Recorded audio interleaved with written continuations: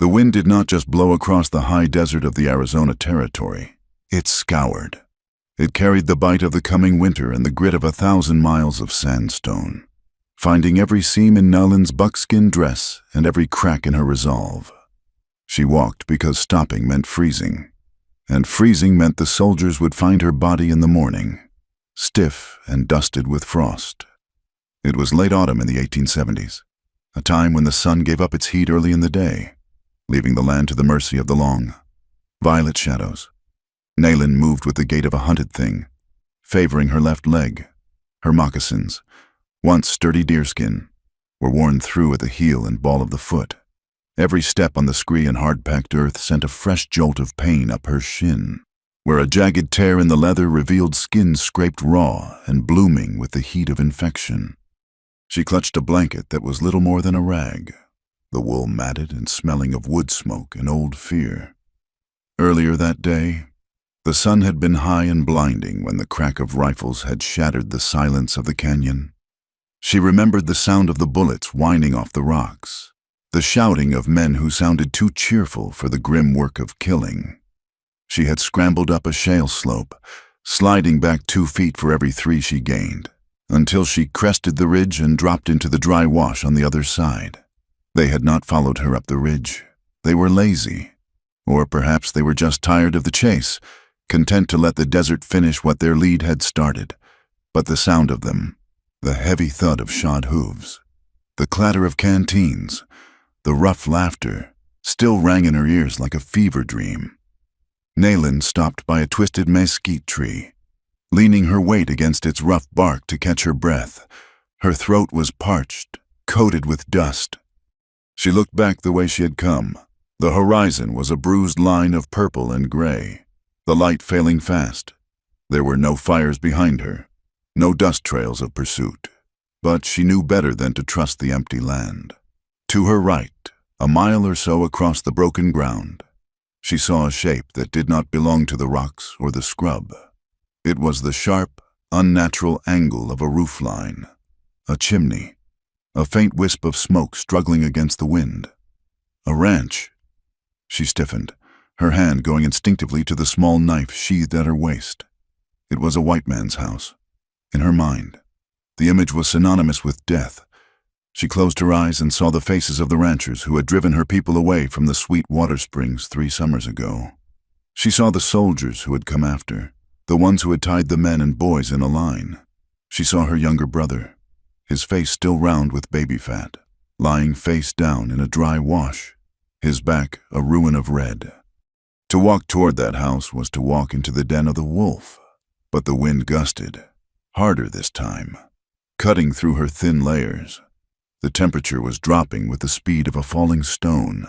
If she stayed in the open tonight, with no fire and no shelter, the cold would seep into her bones until her heart simply stopped beating. She looked at the faint light flickering in the window of the distant cabin. It was a small, yellow promise of warmth. She debated the choice in the silence of her own mind. To die by the cold was a quiet death, a sleeping death. To die by the hand of a white man was a violence she had spent years running from. But there was a fire in that house. There might be water. Nellyn pushed herself off the tree, her survival instinct, honed sharp by years of loss, made the decision for her. She would go to the ranch. She would not beg, and she would not cower. She would ask for the charity their holy book spoke of, and if they offered her violence instead, she would die on her feet, warm at least from the struggle. She turned her face toward the dim light and began to limp across the harsh, broken ground, leaving the safety of the shadows for the danger of the yard. Eli McCrae was tired in a way that sleep could not fix. It was a weariness that lived in the marrow of his bones, born of 3 years of drought and 5 years of silence. He stood by the corral gate, watching the last of the daylight bleed out of the sky. The wind was picking up, rattling the loose board on the side of the barn, a sound he had been meaning to fix for 6 months and hadn't found the heart to do. He had spent the day riding the fence line along the northern ridge, stretching wire and replacing posts that the wind and the rot had taken. His hands were raw, the calluses split and stained with fence rust and pine tar. He rubbed his eyes, feeling the sting of the dust that seemed to hang in the air even when the wind died down. Beyond the ridge, a column of dust had risen earlier in the afternoon. He had watched it for a long time, sitting his horse, his hand resting near the stock of the repeater in his saddle scabbard. It might have been strays, moving low and fast. It might have been mustangs, but the rhythm of it had suggested riders, men moving with purpose. He hadn't ridden out to check. He had enough trouble on his own 3,000 acres without borrowing it from the road. But the unease had settled in his gut and stayed there, a cold lump that the coffee couldn't dissolve. Eli turned and walked toward the cabin. It was a small structure, built of rough-hewn logs and chinked with mud that cracked in the summer heat. He kicked the mud off his boots on the porch steps and went inside. The cabin was dim, lit only by the gray light filtering through the single dirty window and the glow of the cast-iron stove in the corner. It smelled of stale coffee, wood ash, and the peculiar, dry scent of a man living alone. He lit the kerosene lamp on the table, the flame jumping before settling into a steady, smoky burn. On the table sat a wooden box, overflowing with papers, bills from the general store in Dry Creek, a note from the bank in Tucson about the lien on the cattle. He pushed the box aside, not wanting to look at the numbers. He knew what they added up to. They added up to failure. Underneath the papers lay a small, framed photograph, the glass dusty. Eli picked it up, his thumb brushing over the image, a woman with hair pulled back severely, but eyes that seemed to be laughing at the stiffness of the pose. Sarah. She had been dead 4 years now. The silence she had left behind was louder than any storm. He set the picture down, face up, and walked to the stove. The coffee in the pot was black and thick as sludge, boiled down since morning. He poured a cup anyway. The tin hot against his fingers, he drank it black, the bitterness coating his tongue. Just the wind. Sarah, he said aloud. His voice sounded rusty in the small room. He talked to her sometimes, just to hear a human voice. Going to be a freeze tonight. I can feel it in the knee. He told himself he was fine. He told himself that the land was enough. A man didn't need soft words or warm hands if he had work. He had the cattle, poor and thin as they were. He had the fence. He had the ghosts of the life he used to have. That was enough to fill a day. Outside, the wind rose to a howl, and then, beneath it, he heard a sound that made him set the cup down hard. A horse nickered, high and frightened. Then the sound of hooves stamping in the corral. Eli moved instantly. He blew out the lamp, plunging the room into darkness, and grabbed the Henry rifle leaning by the door. He levered around into the chamber, the mechanical click loud in the silence. He moved to the window, peering out through the grime. Nothing but shifting shadows and the swaying mesquite. He opened the door and stepped out onto the porch, the rifle tucked into his shoulder, the barrel sweeping the yard. "Who's there?" he called out. His voice was hard, a warning shot. "I'm armed, and I've got no patience for drifters." For a moment, there was only the wind. Then, from the deep shadow of the water trough, a figure detached itself. It was small. That was the first thing he noticed. It didn't move like a cowboy or a road agent. It moved slowly, listing to one side. The figure stepped into the patch of moonlight that fell across the dirt yard. Eli lowered the rifle an inch, but his finger stayed on the trigger. It was a woman, an Indian woman. Her hair was a black tangle, matted with wind-blown straw and dust. She wore a buckskin dress that looked like it had been dragged through a briar patch. She held a blanket clutched to her chest like a shield. She stopped 10 yards from the porch. She did not look at the rifle. She looked him in the eye. "State your business," Eli said, his voice rougher than he intended. The woman swallowed. He saw the dryness of her throat in the movement. She raised one hand, palm out, empty. "I just need a place tonight," she said. Her English was broken, the vowels flattened and hard. "I will go at sun." She stood tall, her chin lifted. She was trying to look dangerous, or at least proud. But Eli saw the way her legs were trembling. He saw the dark stain on her calf where the moccasin was cut. He saw the hollowness in her cheeks that spoke of days without food. He looked past her, scanning the darkness for others. Apache. If there was one, there were usually a dozen. "You alone?" he asked. "Alone," she said. "No others." Eli looked back at her. She was shivering now, violent tremors that she couldn't suppress. He saw the glint of a knife handle at her belt, small and wicked. His mind raced, calculating the cost of this intrusion. If she was here, the army might be behind her. If Sergeant Collins or his boys found an Apache woman on the McCrae ranch, they wouldn't ask questions before they burned his barn. The neighbors in Dry Creek already thought Eli was strange. A recluse who didn't go to church and didn't hate the natives with enough volume to satisfy them. Harboring her would be social suicide, maybe literal suicide. And yet, he looked at the blood drying on her leg. He looked at the exhaustion etched into the lines of her face. She was a human being, standing on the edge of collapse. He remembered the time he had been lost in the Dragoon Mountains, out of water, and how he would have given his soul for a stranger to offer him a cup. He lowered the rifle fully, resting the butt against his hip. But he didn't step aside to let her in the door. "You can't stay in the house," he said. The words tasted like ash. It was the decent thing to protect his home, wasn't it? A white man didn't let a stranger, an Apache stranger, sleep under his roof. That was the rule. The woman's face didn't change, but her shoulders slumped a fraction of an inch. A flicker of something passed through her eyes, relief that he hadn't shot her, mixed with the stinging humiliation of being treated like a dog. "The barn," Eli said, pointing with his chin toward the structure across the yard. "It's dry, plenty of hay. You stay out of sight. You don't strike a light, and you're gone before the sun hits the fence posts. You understand?" Nayland looked at the barn. It was dark, a gaping maw in the night, but it was shelter. It was walls against the wind. "I understand," she said softly. "Go on then," Eli said. He stayed on the porch, watching her. She turned and limped toward the barn. Her gait was agonizingly slow. She dragged her left foot.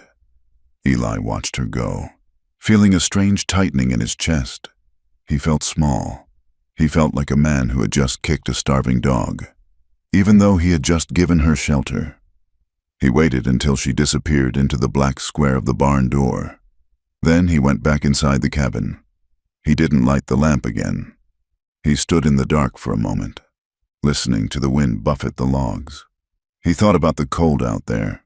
He thought about the thinness of that blanket she was carrying. "Damn it," he whispered.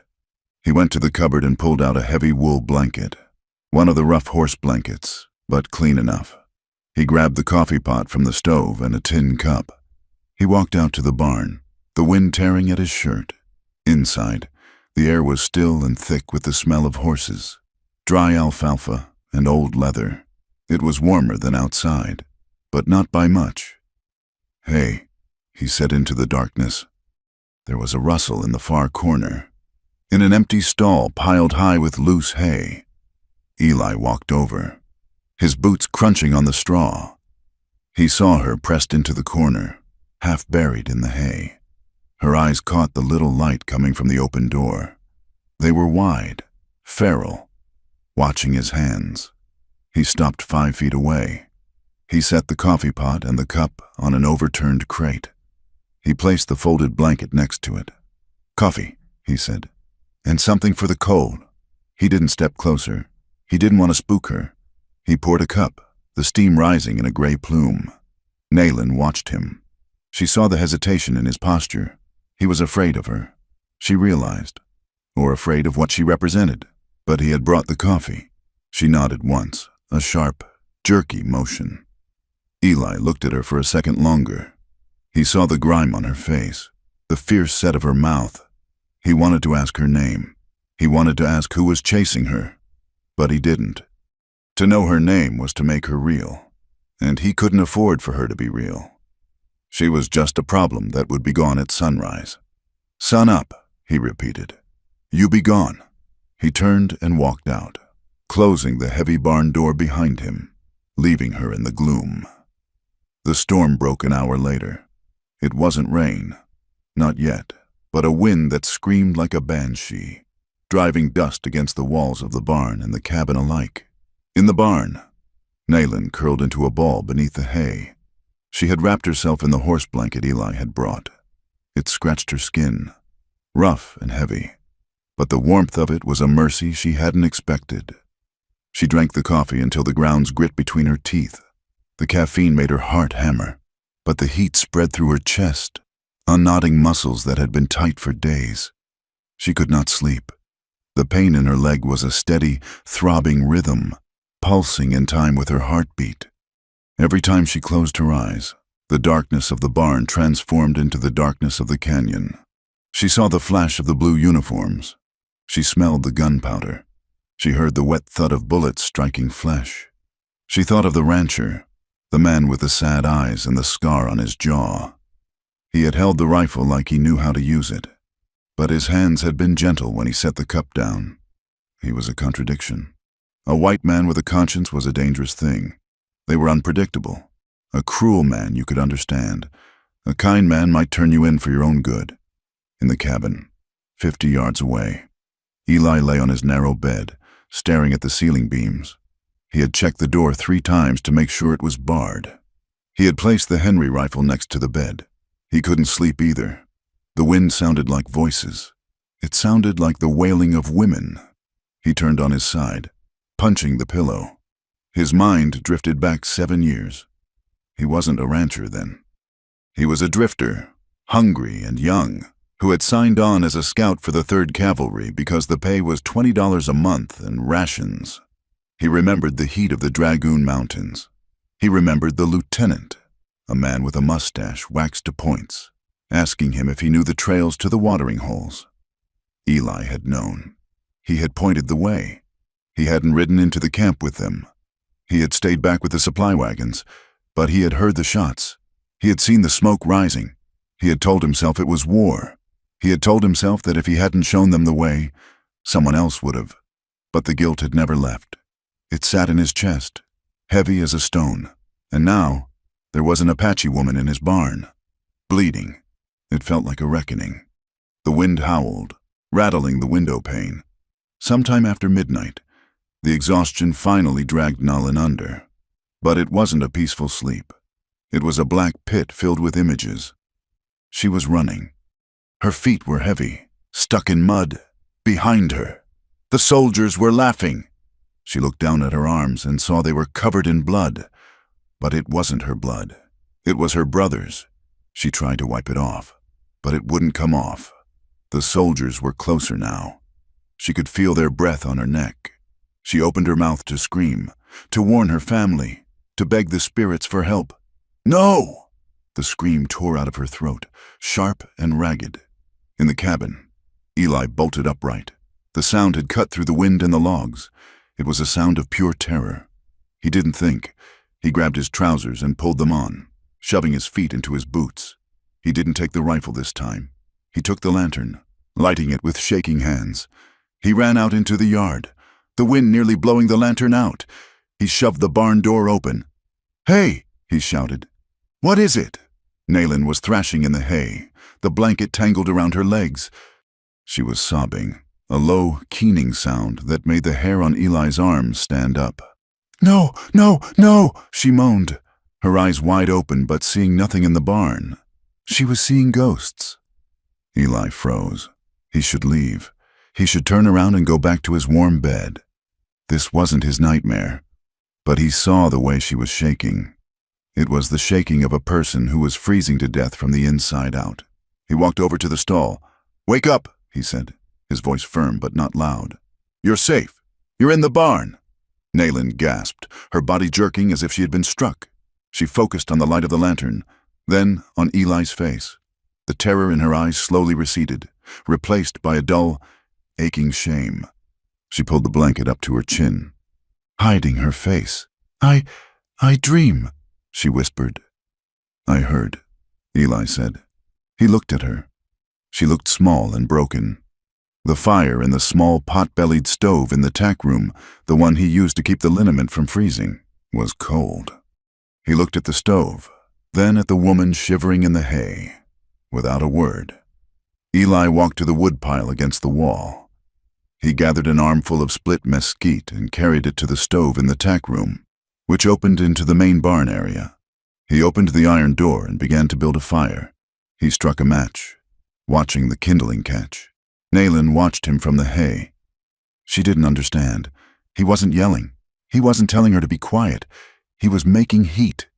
When the fire was crackling, casting a warm orange glow against the rough wood of the walls, Eli stood up. He dusted his hands on his trousers. He looked at Nalin.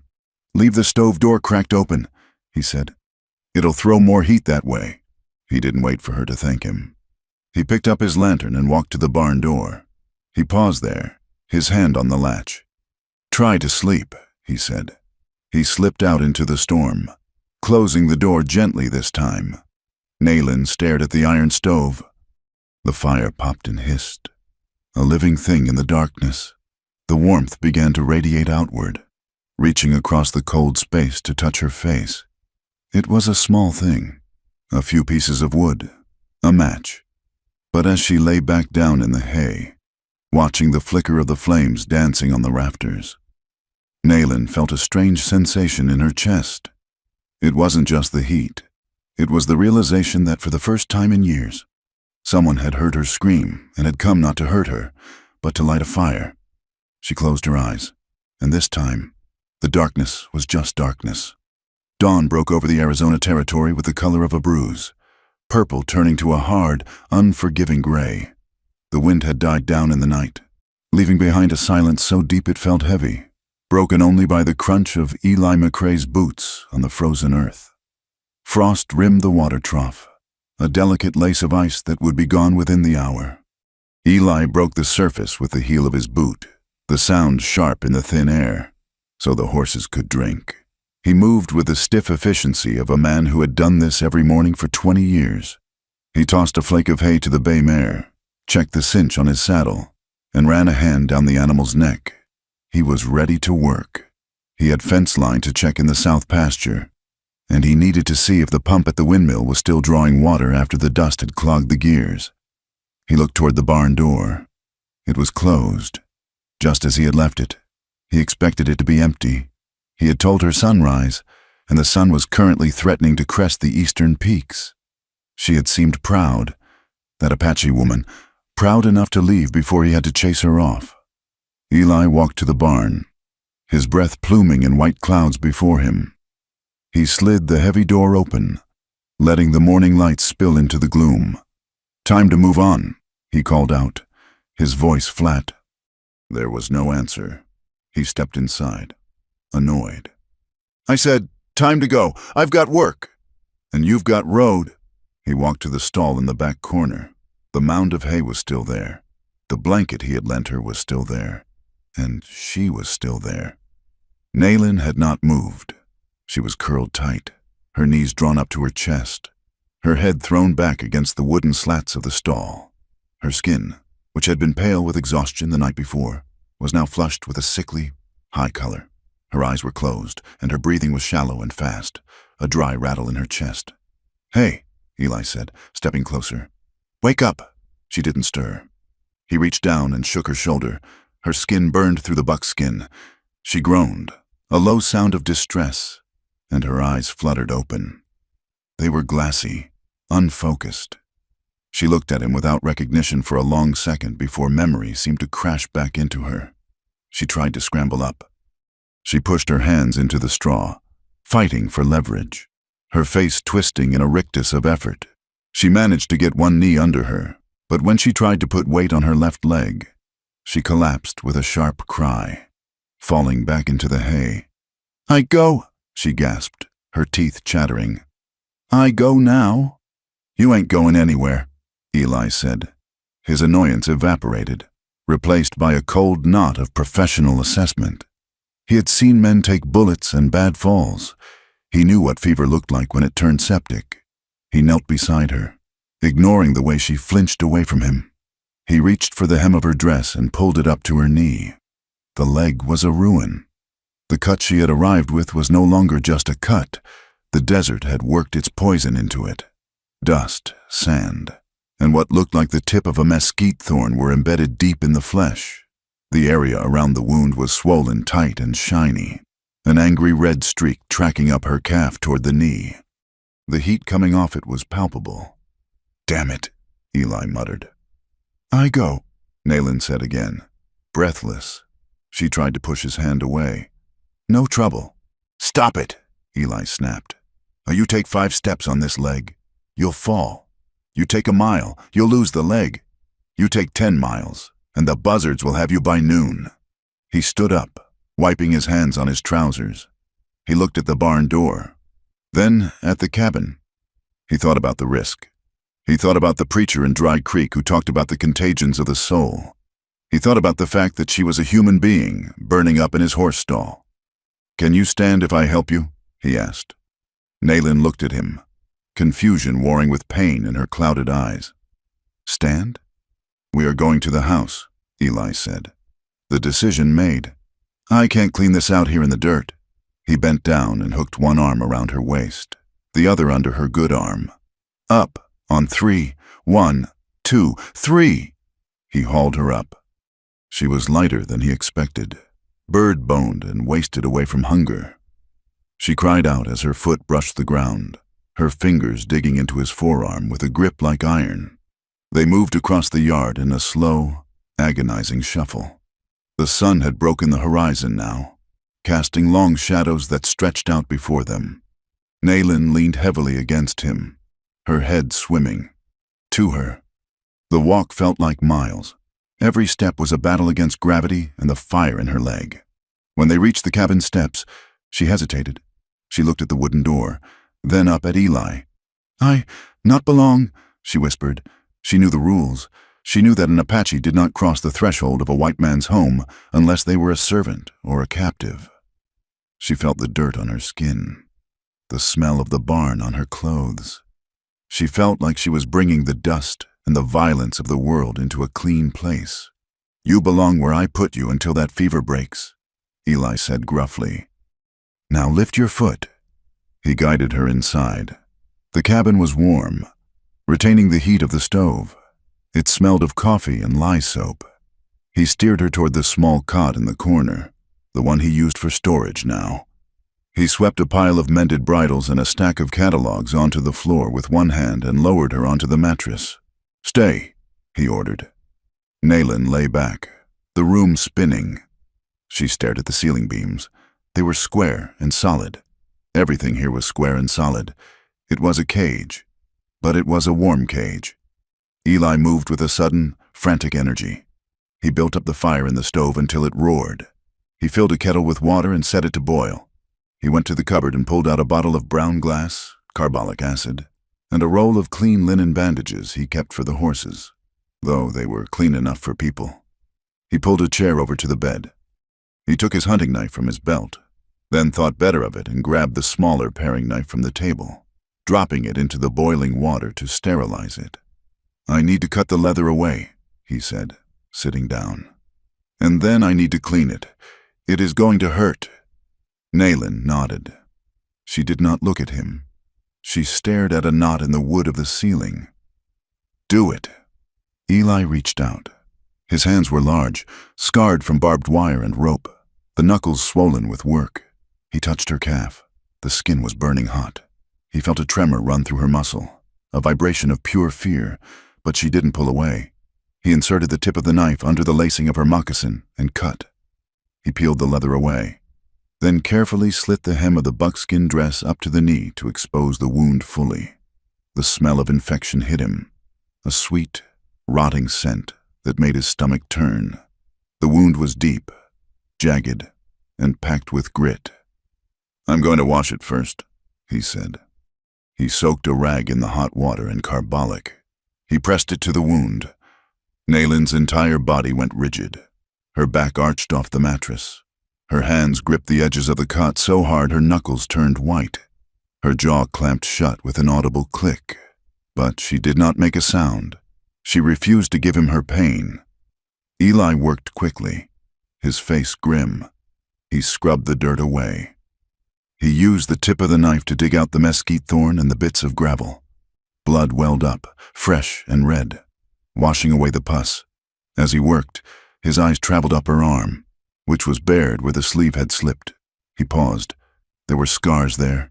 Not the accidental scrapes of living on the land. These were deliberate. A thick, glossy burn mark encircled her wrist. A rope burn, old and deep. Higher up, on her forearm, was a straight, pale line where a knife had sliced deep enough to sever muscle. He felt a tightening in his chest, a sudden, hot flare of anger that surprised him. He knew what those marks meant. Someone had tied her up. Someone had cut her. She was young, perhaps 25, but her skin carried the history of a war she hadn't started. He looked at her face. Her eyes were squeezed shut, tears leaking from the corners, tracking through the dust on her cheeks. She was enduring him just as she had endured the rope and the knife. "Almost done," he said, his voice softer than before. He poured the last of the carbolic over the wound. She hissed through her teeth, a sharp intake of breath. He quickly wrapped the leg in the linen strips, winding them tight to stop the bleeding and support the muscle. "There," he said. He tied off the bandage. Naylin exhaled, a long, shuddering breath. She opened her eyes. They were wet, but clear. She looked at the bandage, white and stark against her dark skin. And then she looked at Eli. She studied him. She saw the deep lines etched around his mouth, the way his shoulders slumped now that the task was done. She saw the scar that ran along his jawline, a jagged white ridge that disappeared into his beard. "You have been cut too," she said. Her voice was a rasp. Eli touched his jaw reflexively. "Long time ago, Apache Lance, down near the border." The admission hung in the air between them.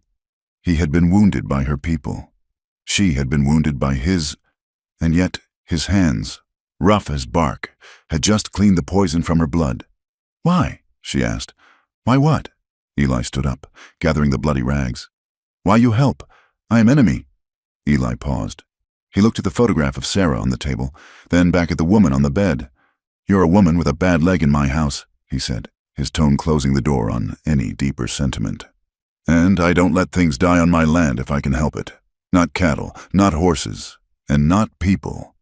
He turned away to dump the bloody water outside. Naylin watched him go, her leg throbbing with a clean, sharp pain that was better than the dull ache of the rot. She touched the bandage. It was tight. It was secure. The fever broke 2 days later, leaving Naylin weak but clear-headed. A grudging routine began to form in the small cabin. A dance of two people trying to occupy a space meant for one without touching. Eli insisted she rest. He was tyrannical about it, pointing a finger at the chair whenever she tried to stand. But nature demanded movement. When she needed to use the outhouse, she would slide off the bed, clutching the table for support. "Sit down," Eli would bark, coming in from the porch. "I have needs," she would say, lifting her chin, grumbling, cursing under his breath about stubborn women. He would offer his shoulder. She would lean on him, her small frame dwarfed by his bulk. They would walk the 20 yards to the privy in awkward silence, their hips bumping, the heat of their bodies a startling intrusion in the cold air. He would wait outside, back turned, staring at the horizon until she emerged, pale and exhausted. Naylin hated the dependence. It tasted like bile in her throat. She had been raised to run, to carry loads, to be useful. To be an invalid in the house of a white stranger was a humiliation she struggled to swallow. So she fought back with work. When Eli was out checking the herd, she would drag herself out of the chair. She found a broom and swept the dust from the floorboards until they shone. She washed the dishes, balancing on her good leg, scrubbing the tin plates until her reflection looked back at her. Eli would come home in the evening, smelling of horse sweat and cold wind. To find the cabin ordered and the coffee pot full, he would scowl, looking at her leg. "You been on that foot?" he would accuse. "The floor was dirty," she would reply, sitting by the stove, hands folded in her lap. "I like the dirt." He would lie, but he would drink the coffee. And she saw the way his shoulders relaxed. He was relieved. He was a man who had been drowning in loneliness and chores. And she was in her small way, helping him swim. But the truce was fragile. On the fourth afternoon, the sky turned a leaden gray, promising snow. Eli had ridden out to the far pasture to check on a calf that had been separated from its mother. He was gone longer than usual. Naylin was alone. The fire in the stove had burned down to embers. The woodbox was empty.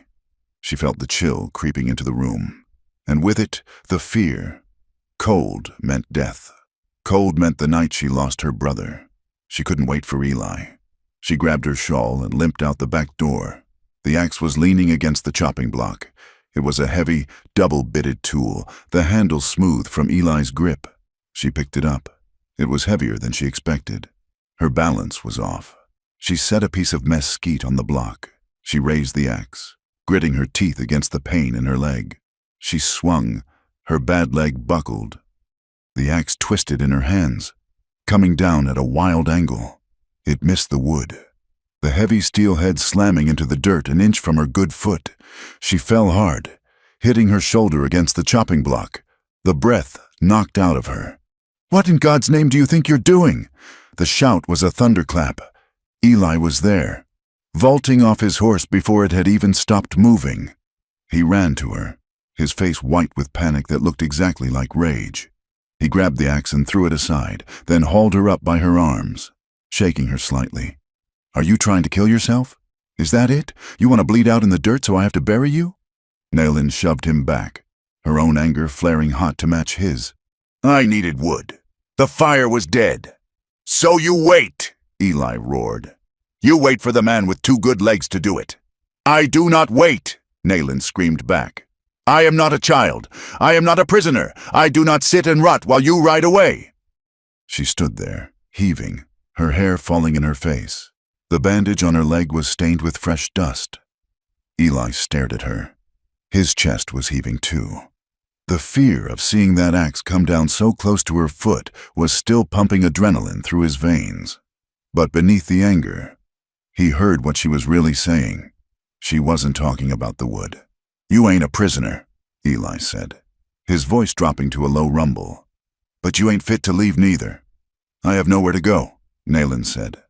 The fight drained out of her as quickly as it had come, leaving her hollow. The truth of it hung between them, stark and terrible. She looked at the horizon. "My band is gone, dead or scattered to the wind. The agents at San Carlos, they starve us. They sell the beef meant for us and give us maggoty flour. I cannot go there." "And the towns?" Eli asked, though he knew the answer. "The towns are death," she said. "They see me. They see a wolf to be shot." Eli ran a hand over his face. He kicked at the dirt. "Dry Creek ain't no different," he said. "You ride in there. The best you'll get is spit on. The worst.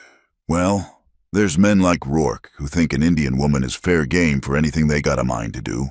They'd call you a savage, a squaw. They'd string you up if a cow went missing and blame you for it." His words were cruel, precise.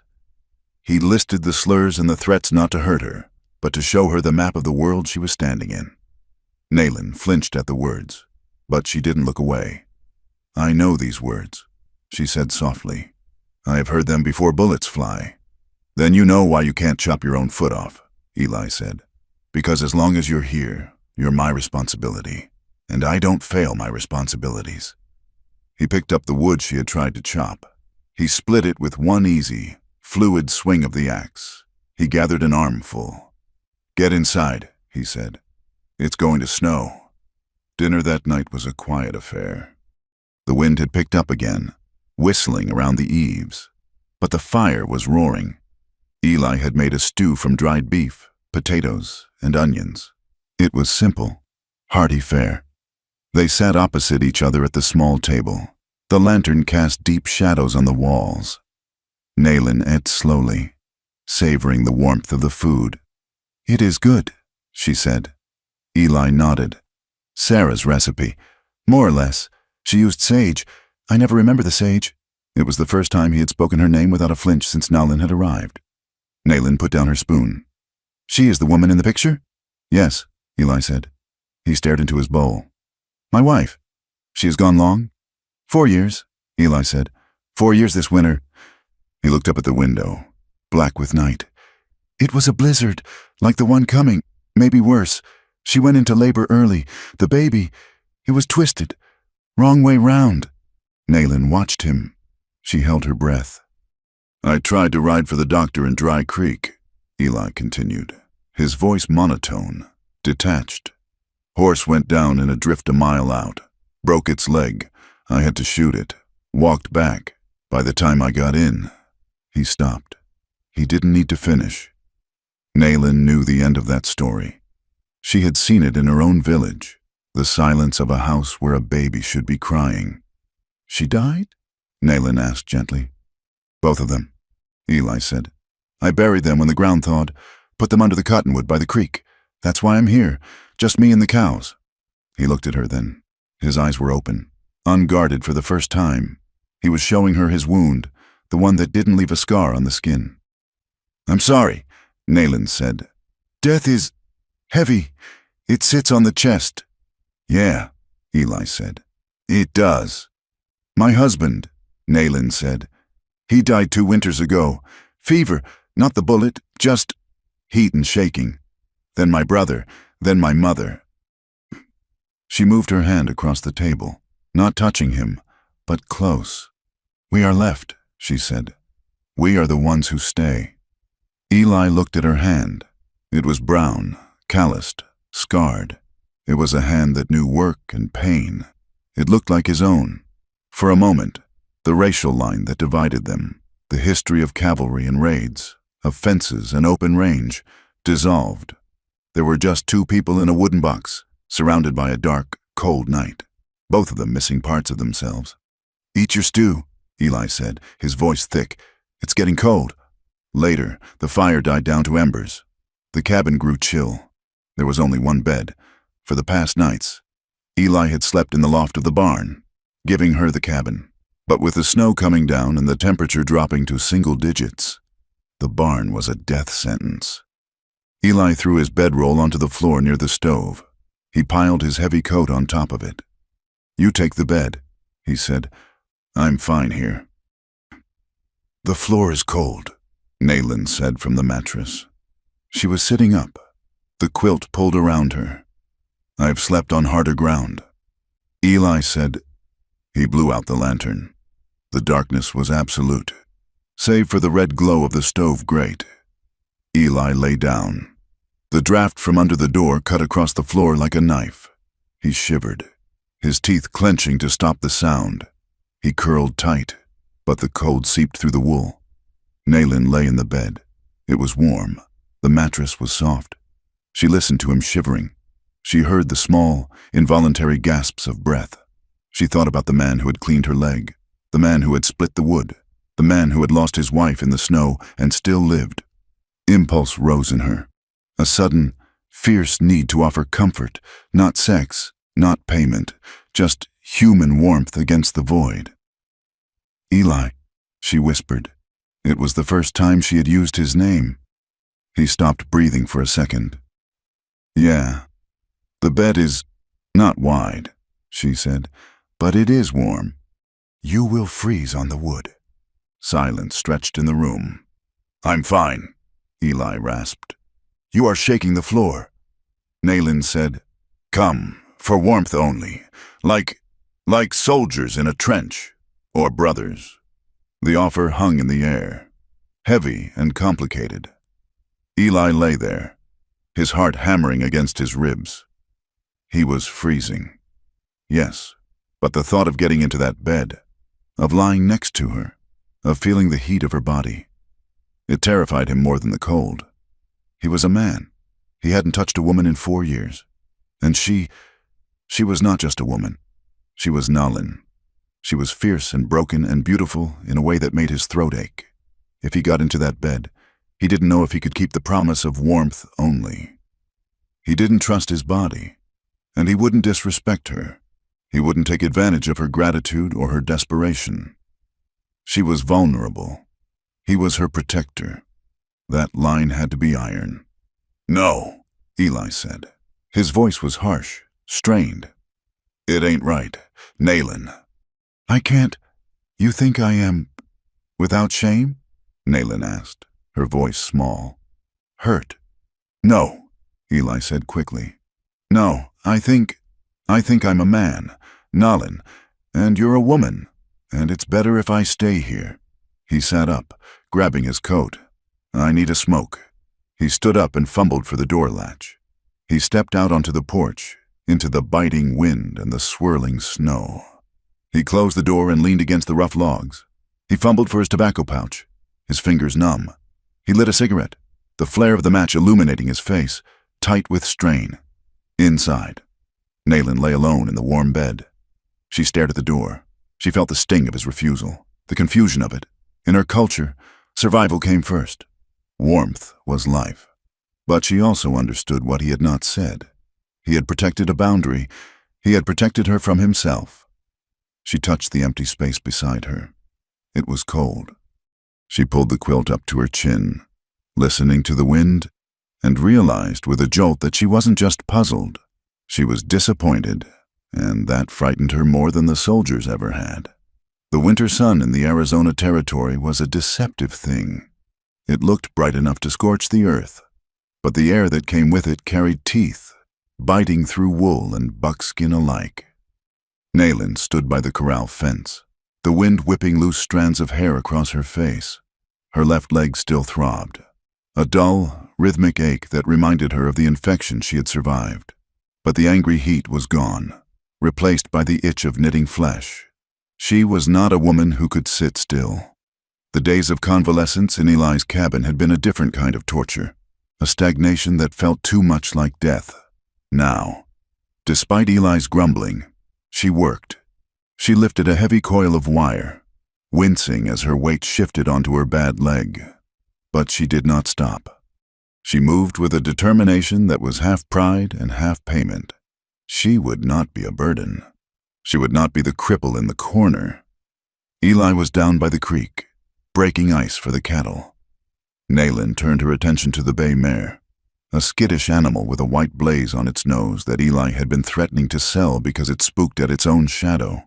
The horse rolled its eyes, ears pinning back as Nalin approached. Easy, Nalin murmured. She did not use English. The horse did not know English. She spoke in the low, guttural tones of her own tongue, words that sounded like wind moving through pine needles. The hawk does not hunt you today, little one. The wind is just wind. She reached out a hand, palm flat. The mare snorted, stepping back, blowing mist into the cold air. Nayland stood frozen, her breathing slow and deep. She waited. Patience was a weapon she had honed over a lifetime. Slowly, the mare lowered its head, stepping forward to sniff at Nalin's palm. Nayland's fingers moved to the animal's wither, scratching the sweet spot that made the horse's lip tremble. From the ridge above the creek, Eli McCrae pulled his horse to a halt. He sat watching the scene in the yard below. The dust-laden sunrise was slanting over the Dragoon Mountains, painting the ranch in shades of copper and blood orange. He saw the Apache woman standing next to the bay mare, the horse that had nearly broken his arm 3 months ago. He saw the way the animal leaned into her, the tension draining out of its frame. Eli felt a strange sensation in his chest, something foreign and uncomfortable. It was pride. For 4 years, this place had been a graveyard. The fences stood, the cattle ate, and the seasons turned. But the ranch had been dead. It had been a machine kept running by a man who was just waiting to wear out. But now, looking down at the small figure in the buckskin dress he had helped her patch, the ranch seemed to breathe. There was movement. There was a rhythm that wasn't just his own heavy boot steps. She handles stock better than you do. Old man, he muttered to his own horse. He nudged his mount down the slope, the moment of softness vanishing behind his usual mask of stoicism. But as he rode into the yard, he noticed the woodpile was stacked high and the water barrel by the door was full. He told himself it was just practical. It was just an extra pair of hands, but he knew it was a lie. 2 days later, the flour barrel was empty, and the coffee tin contained only dust. "I'm going to town," Eli announced over a breakfast of corn mush that tasted of nothing. "Need wire? Need flour?" Nayland nodded, keeping her eyes on her bowl. I will water the garden. No, Eli said. He wiped his mouth with the back of his hand. You're coming with me. Nayland looked up, startled. To the town? To Dry Creek? You need boots, Eli said, pointing a spoon at her moccasins. Those things are falling off your feet. Winter is settling in hard. You'll lose toes in the snow. I do not need boots, Nayland said quickly, fear spiking in her belly. I can wrap them in burlap. I ain't having you walking around my place with burlap feet, Eli said, his voice leaving no room for argument. And I don't like leaving you here alone, not with the army patrol still sniffing around the valley. The ride to Dry Creek took 3 hours in the buckboard wagon. The silence between them was filled by the creak of the wheels and the jingle of the harness. Eli sat hunched forward, reins loose in his hands, his eyes scanning the horizon. Nayland sat stiffly beside him, her shawl pulled up to cover her head and half her face.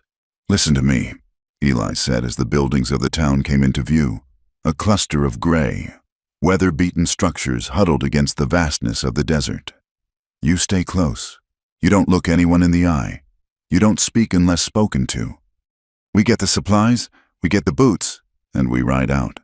I know how to be invisible, Nayland said. Good, Eli said, but his hand drifted down to check the Colt Navy revolver at his hip. Dry Creek was a scar on the land. It was a single main street churned into mud and frozen ruts, lined with boardwalks that thumped under the boots of men who had nowhere better to be. The air was thick with the smell of wet manure, coal smoke, and the stale reek of tobacco.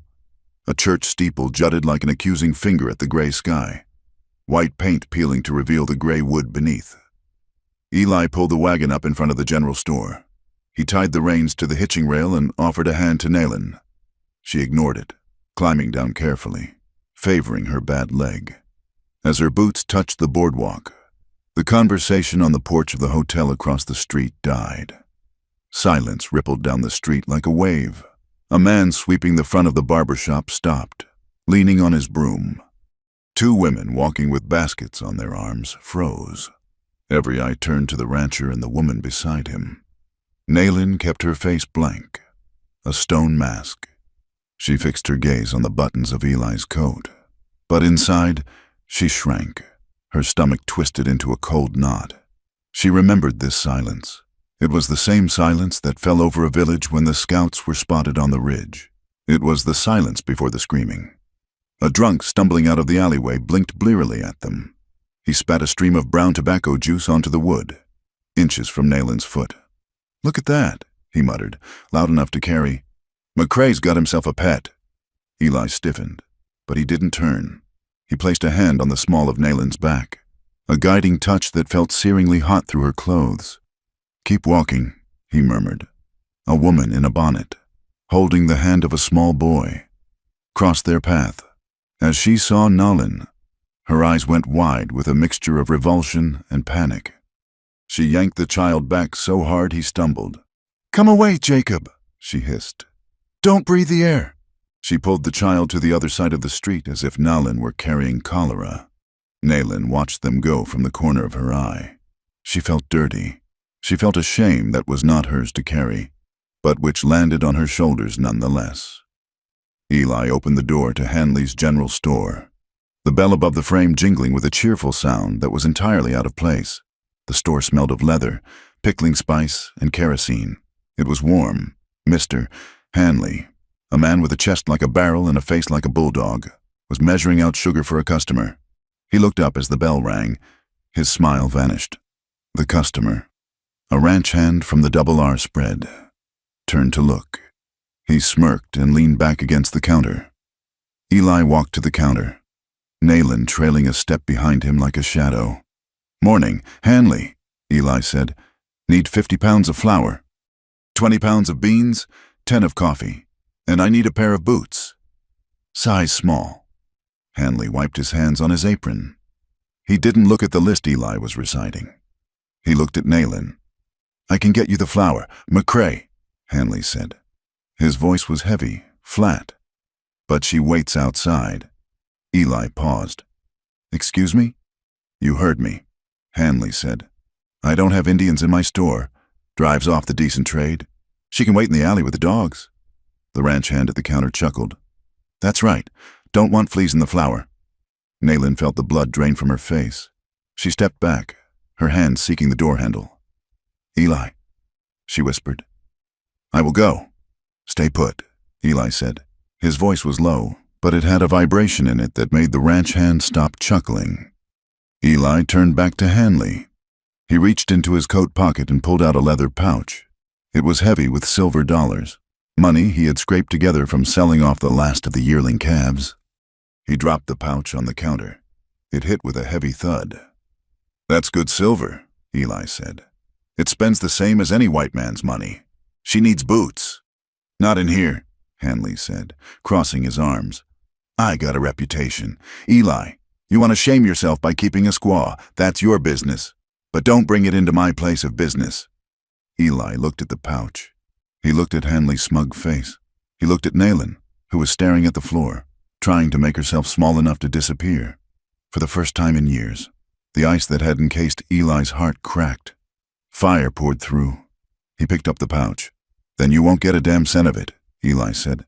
Now, Eli, be reasonable, Hanley said, eyeing the money as it disappeared back into the coat. You need supplies. Nearest store is Tucson. I'd rather ride to hell and back than spend $1 here, Eli said. He turned to Naylin. Let's go. You walk out that door. McCrae, and you ain't welcome back. Hanley shouted. You're choosing a savage over your own kind. Eli stopped at the door. He looked back. I'm choosing decent company, which puts you out of the running. Hanley. He slammed the door behind them, the bell jangling violently. They stepped back out onto the boardwalk. The street seemed louder now. Or perhaps Eli's blood was just rushing in his ears. We have no flour, Naylin said quietly. We'll eat beef, Eli snapped. He was walking fast, angry at Hanley, angry at the town, angry at himself for subjecting her to this. They had to pass the saloon to get to the wagon. The swinging doors were propped open to let out the smoke.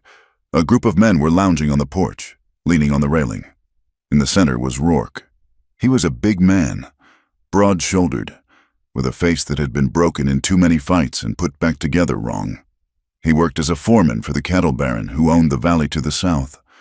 He had always hated Eli, mostly because Eli refused to sell his water rights. Rourke straightened up as they approached. He nudged the man next to him. Well, look here, Rourke drawled. If it ain't the squaw man. Eli kept walking, his eyes fixed on the wagon. Don't answer him, he told Naylin. Hey, McCrae, Rourke called out, stepping down onto the boardwalk to block their path. I was wondering why you've been so quiet out on that rock pile of yours. Now I see. You've been keeping yourself warm, ain't you? The men on the porch laughed. It was a cruel, grating sound. Keeping a squaw for the cold nights, Rourke sneered. Cheaper than a stove, I reckon. And they don't talk back much, do they? The implication hung in the air, crude and filthy. Rourke was telling the whole street that Naylin was a whore and Eli was a man without morals. Naylin stopped. The shame that had been crushing her evaporated. In its place, a white-hot rage ignited. It burned away her fear. It burned away her practiced detachment. She looked at Rourke, her dark eyes flashing. Move, she said. Her English was clear. Rourke blinked, surprised she had spoken. Then he grinned. He stepped closer, invading her space. He smelled of whiskey and old sweat. Feisty one, Rourke said. He reached out a dirty hand. Let's see what you look like under all that dirt. His fingers brushed a lock of hair that had escaped her shawl. The world seemed to slow down. Naylin flinched, her hand going to her knife. But she wasn't fast enough. Eli didn't shout. He didn't posture. He moved with the sudden, explosive violence of a man who has held back for too long. He dropped the sack of seed he had bought earlier. His left hand shot out, clamping around Rourke's wrist in a grip like a bear trap. He twisted, hard. There was a sickening pop. Rourke howled, his knees buckling. You don't touch her, Eli snarled. He didn't let go. He jerked Rourke forward and drove his right fist into the man's jaw. The impact sounded like a hammer hitting meat. Rourke's head snapped back. Blood sprang from his lip. The men on the porch shouted and scrambled down. "Get him!" someone yelled. Eli shoved Rourke back into them, sending two men tumbling into the dust. He stepped in front of Nayland, his hand hovering over his gun. "Anyone else wants to put a hand on my wife, step up!" The word slipped out before he could stop it. "Wife." The crowd froze. Rourke was on the ground, clutching his wrist and spitting blood. The other men looked at Eli's face. It was the face of a man who was ready to kill, and who wouldn't mind dying. "Get out of here, McCrae," one of the older cowhands said, holding his hands up. "Just get out." Eli stared them down for a long second. Then he grabbed Nayland's arm, gently this time, and backed toward the wagon. "Get in," he ordered. Nayland climbed up, her heart hammering against her ribs like a trapped bird. She watched Eli untie the horses, his movements jerky. She looked at Rourke groaning in the dirt. Fear clawed at her throat. This would bring trouble. Rourke would not forget this. But beneath the fear, there was something else. A raw, painful gratitude that made her eyes sting. Someone had fought for her. Not for her tribe, not for a cause, for her. The ride back was silent, but the silence had changed. It was no longer empty. It was charged, vibrating with the adrenaline that hadn't yet faded. When they reached the cabin, the sun was setting. Eli unhitched the horses and turned them out with trembling hands. Inside the cabin, he lit the lamp. He sank onto one of the wooden chairs, looking at his hands. His right hand was swelling, the knuckles split and bleeding where they had connected with Rourke's teeth. Nayland moved quietly. She fetched a bowl of water and a clean cloth. She knelt beside his chair. "Let me," she said. Eli looked at her. He started to pull his hand away. "It's nothing." "It is not nothing," Nayland said. She took his hand in hers. Her touch was firm but incredibly light. She dipped the cloth in the water and dabbed at the split skin. Eli hissed through his teeth. "You broke his wrist," Nayland said. It wasn't a question. "He shouldn't have touched you," Eli muttered. He watched the top of her head as she worked. "He had no right. You called me wife," Nayland said. She didn't look up. It was the only way to make them stop," Eli stammered. "To make them see you as something other than—" "I know," Nayland said. She finished cleaning the cut. She didn't let go of his hand. She looked up. The lamplight flickered, casting shifting shadows across the cabin walls. Nayland's eyes were wide, dark pools. For the first time, she wasn't looking at him as a savior or a captor. She was looking at him as a man. Eli stopped breathing. He felt the calluses on her fingertips against his palm. He felt the heat radiating from her body, kneeling between his legs. The memory of the fight, the violence, was fading, replaced by a different kind of intensity, a hunger. He saw the curve of her throat. He saw the pulse beating there. He saw the way her lips parted slightly. She was beautiful. It hit him like a physical blow. She wasn't just a survivor. She was a woman. Nayland saw the change in his eyes. She saw the guard come down. She leaned in, just an inch. The air between them seemed to thin, to crackle. Eli leaned forward. His other hand came up, hovering near her face, wanting to touch the cheekbone that Rourke had tried to violate. Their faces were inches apart. He could smell the sage in her hair. He could feel her breath on his mouth. Then, the ghost of Sarah rose up in his mind, and the ghost of the Apache scouts he had led, and the voice of the town calling him a squaw man. He pulled back as if he had been burned. He snatched his hand away from hers and stood up so fast the chair scraped loudly against the floor. "I'm sorry," he muttered, turning his back to her. I shouldn't have. I'm tired. It's been a long day." Nayland remained kneeling for a moment, her hands suspended in the empty air. Her face hardened. The softness that had begun to bloom there withered instantly. She stood up, her expression closing like a shutter. She thought he was disgusted. She thought he had looked at her, really looked at her, and remembered she was an Apache. She thought he remembered Rourke's words and felt dirty for almost touching her. Eli, staring into the dark corner of the room, thought he was saving her. He thought he was protecting her from a lonely man's selfish need. He thought he was being honorable.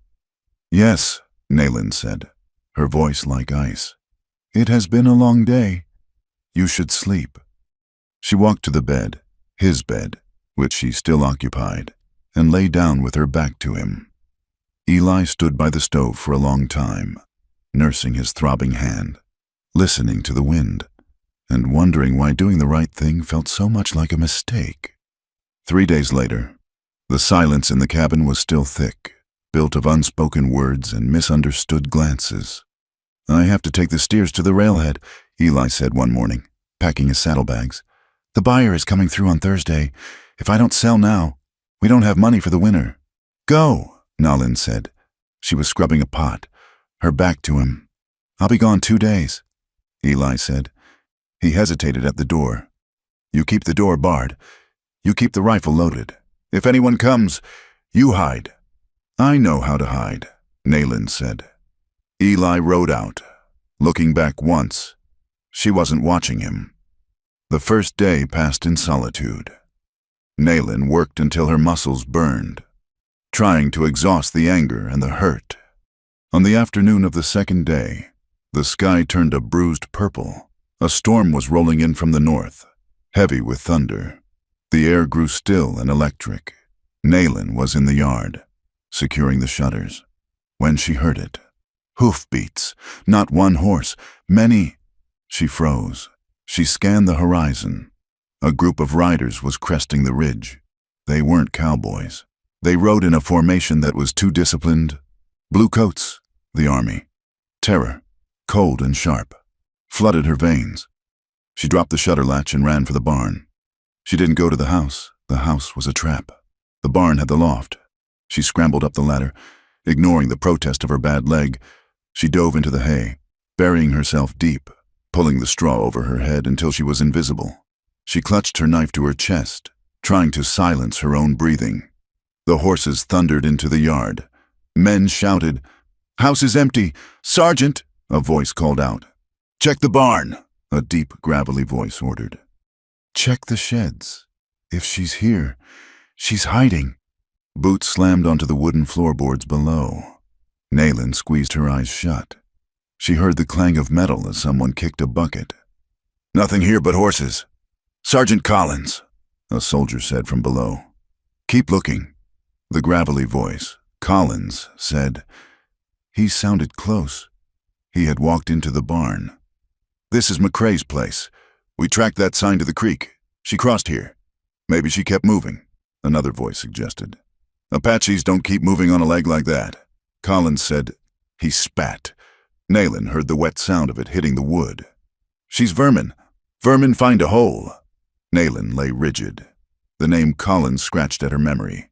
But it was what he said next that made her blood turn to ice. "Reminds me of that canyon 2 years ago," Collins said, his voice echoing in the rafters. "Down near the border. We had them boxed in. Remember that, Miller?"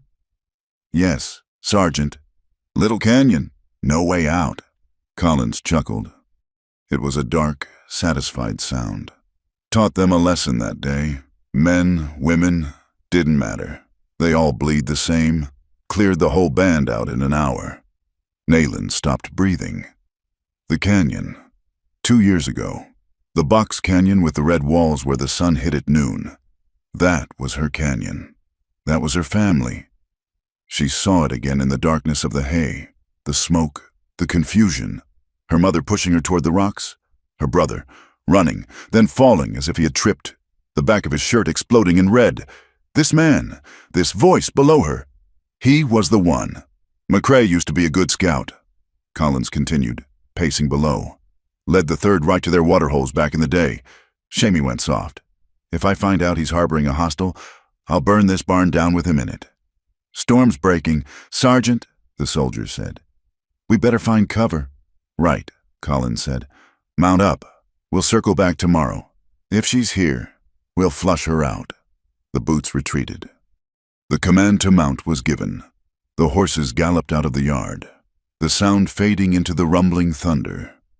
Nayland lay in the hay for a long time after they were gone. The barn smelled of dust and horses, just as it had on her first night. But now, it smelled of something else. It smelled of tobacco and death. She pushed the hay away and sat up. She was shaking, but not from cold. She was shaking with a vibration that came from the center of her bones. They had been here. The monsters of her nightmares had walked on the floorboards below her. And Eli? Collins had said Eli was a scout, that he had led them to the waterholes.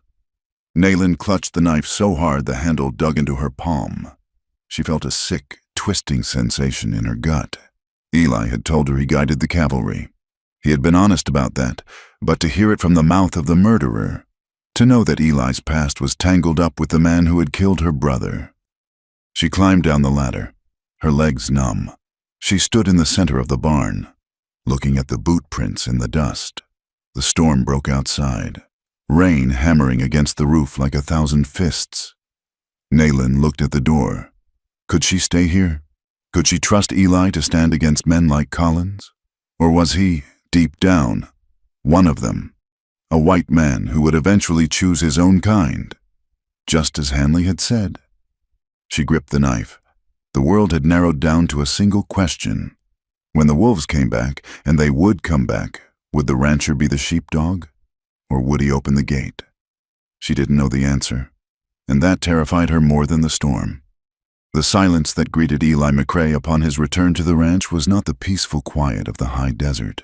It was the suffocating stillness of a held breath. He rode into the yard just as the sun was beginning to dip behind the Dragoon Mountains, casting long, bruised shadows across the dust. He had sold the steers. The money, enough to carry them through the winter and buy seed for the spring, was tucked safely in his saddlebags. He had expected to feel relief. Instead, as he swung down from his horse, the hair on the back of his neck stood up. Nayland was not on the porch. She was not in the garden. "Nalin!" he called out, his voice cracking the silence. She appeared from around the corner of the cabin, carrying a basket of dried beans. She stopped dead when she saw him. She did not smile. She did not step forward to take the reins as she had done the week before. She stood rigid, her eyes darting past him to the horizon, scanning the empty land as if she expected the earth itself to split open and bleed soldiers. Eli tied his horse and walked toward her. "I'm back," he said, trying to keep his voice even. "Got a good price. We're set for flour and sugar." Nayland nodded, a sharp, jerky motion. "Good," she said. She didn't look at him. She looked at the barn, then quickly looked away, a flinch that didn't escape his notice. "What happened?" Eli asked, stopping 3 feet from her. "You look like you've seen a ghost." "No ghosts," Nayland said, clutching the basket until her knuckles turned the color of old bone. "Just wind." She brushed past him and went into the cabin. Eli watched her go, the unease in his gut turning into a cold, hard stone. She was terrified, and for the first time since he had found her, she was terrified of him. Over the next 2 days, the distance between them grew into a canyon. Nalin worked, because she knew no other way to be, but she moved like a hunted thing. If Eli dropped a piece of firewood, she jumped. If a coyote howled in the distance, she went to the window, her hand hovering near the knife at her belt. She avoided the barn entirely, leaving the horses to him, refusing to cross the threshold of the place that had been her sanctuary. Eli watched her, helplessness souring into frustration. He wanted to shake her, to tell her she was safe, but he knew that safety in this territory was a lie men told women to keep them quiet. It was on the 3rd evening that the dam broke. The sunset was violent, a smear of blood red and burnt orange that stained the sky from end to end. The light turned the dust in the air into a shimmering haze. Eli sat on the porch step, whittling a piece of cedar. Nayland sat in the rocking chair, her hands idle in her lap, staring at the red sky. "They were here," she said. Her voice was so quiet Eli almost missed it over the scrape of his knife. He stopped whittling. He didn't look up. "Who?" "The soldiers," she said. "The blue coats. While you were gone." Eli felt his blood go cold. He set the wood down. "Did they see you?" "I hid," Nayland said. Her voice was flat, detached, as if she were speaking of someone else.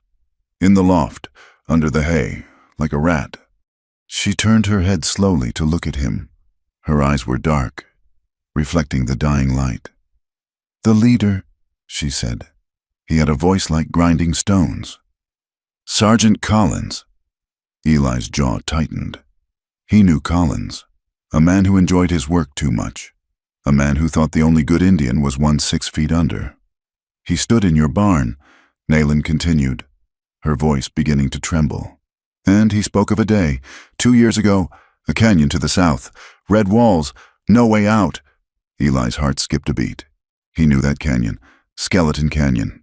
The Apache called it something else, something that meant the place where the sun stops. "He laughed," Nayland said. A tear slipped down her cheek, tracking through the dust. But her face remained mask-like. "He told his men how they trapped us, how the women screamed, how the smoke was so thick you could not see the sky." She stood up, the rocking chair thumping back against the wall. She walked to the edge of the porch, pointing a shaking finger at the red horizon. "My brother ran," she whispered. "He was 7. He had a stick in his hand. He thought he could fight them. Collins, he shot him in the back. I saw him fall. I saw the dust puff up around his face." She turned to Eli, her eyes blazing with a sudden, ferocious accusation. "He said you were a scout.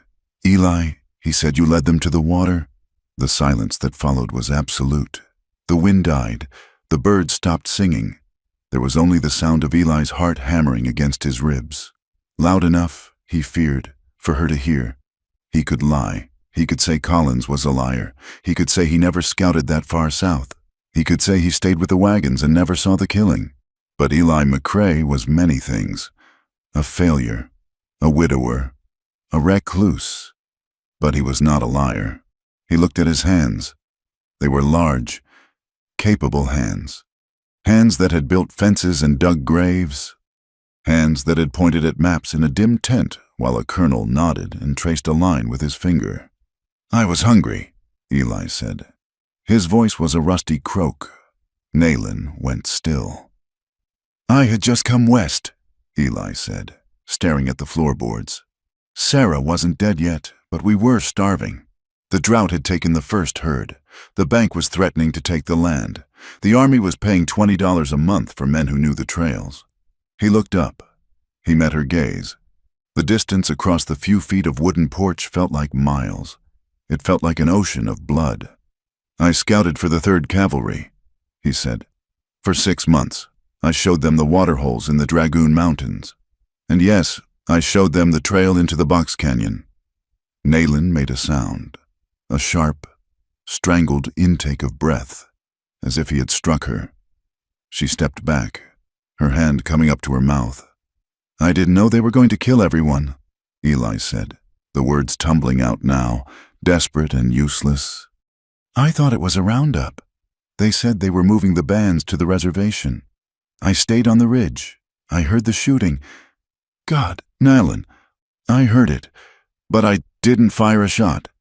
"You showed them the way," Nayland whispered. The horror in her voice was worse than hatred. "You opened the gate for the wolves." "I needed the money," Eli said. "For Sarah, for the baby." "My brother," Nayland said, her voice rising to a keen. "My mother, my cousins. You sold them for $20? "I didn't know," Eli pleaded, standing up. He reached a hand toward her. "Don't touch me!" Nayland screamed. She scrambled back, nearly falling off the porch steps. Her face was twisted with a revulsion so deep it looked like physical pain. "You are the same. You are all the same. You wash my wound. You feed me stew. But your hands are red. Nayland, listen. Liar," she spat. "You took me in to hide your shame. You look at me and you see your sin. So you feed me to make the ghost go away. I am not your penance. White man." She turned and ran into the cabin. Eli stood on the porch, paralyzed. The truth hung in the air, ugly and irrevocable. He had destroyed it. the fragile, tentative thing that had been growing between them. The trust, the share in silence, the heat of her hand in his. He had murdered it with the truth of his past. He heard the sounds of frantic movement inside, drawers opening, the clatter of tin. Moments later, Nalin emerged. She had her blanket roll slung over her shoulder. She had her knife at her belt. She was wearing the boots he had tried to buy her in town, the ones she had refused then, but took now because she knew she was walking into hell. She walked past him without looking at him. Her face was set in stone. "Nalin," Eli said. "Don't. It's night. There's a storm coming." "I would rather sleep with the snakes," she said, her voice cold and dead. "Than sleep under the roof of the man who killed my brother." She walked out into the yard. She didn't go to the barn for a horse. She wouldn't take anything else from him. She walked past the corral, past the windmill, and into the dark, stony desert. Eli watched her go. He stood gripping the porch railing until a splinter dug deep into his palm. Part of him wanted to run after her, to tackle her, to drag her back and lock her in the room until she understood. But the other part of him, the part that carried the weight of the dead, knew she was right. He was poison. He had touched her life years before they met, and he had broken it. Maybe she was safer out there in the dark than she was with him. He watched until her small, limping figure was swallowed by the shadows. The sky above was sliced with cold, indifferent stars. The storm did not come with a warning. It did not rumble in the distance. It simply fell out of the sky. 2 hours after Nalin left, the heat that had built up all day collapsed. A sudden violent wind slammed into the cabin, blowing the door open. And then the rain came. It wasn't rain, it was a deluge. It was a curtain of water so thick it drowned out the sound of the wind. It hammered the roof like buckshot.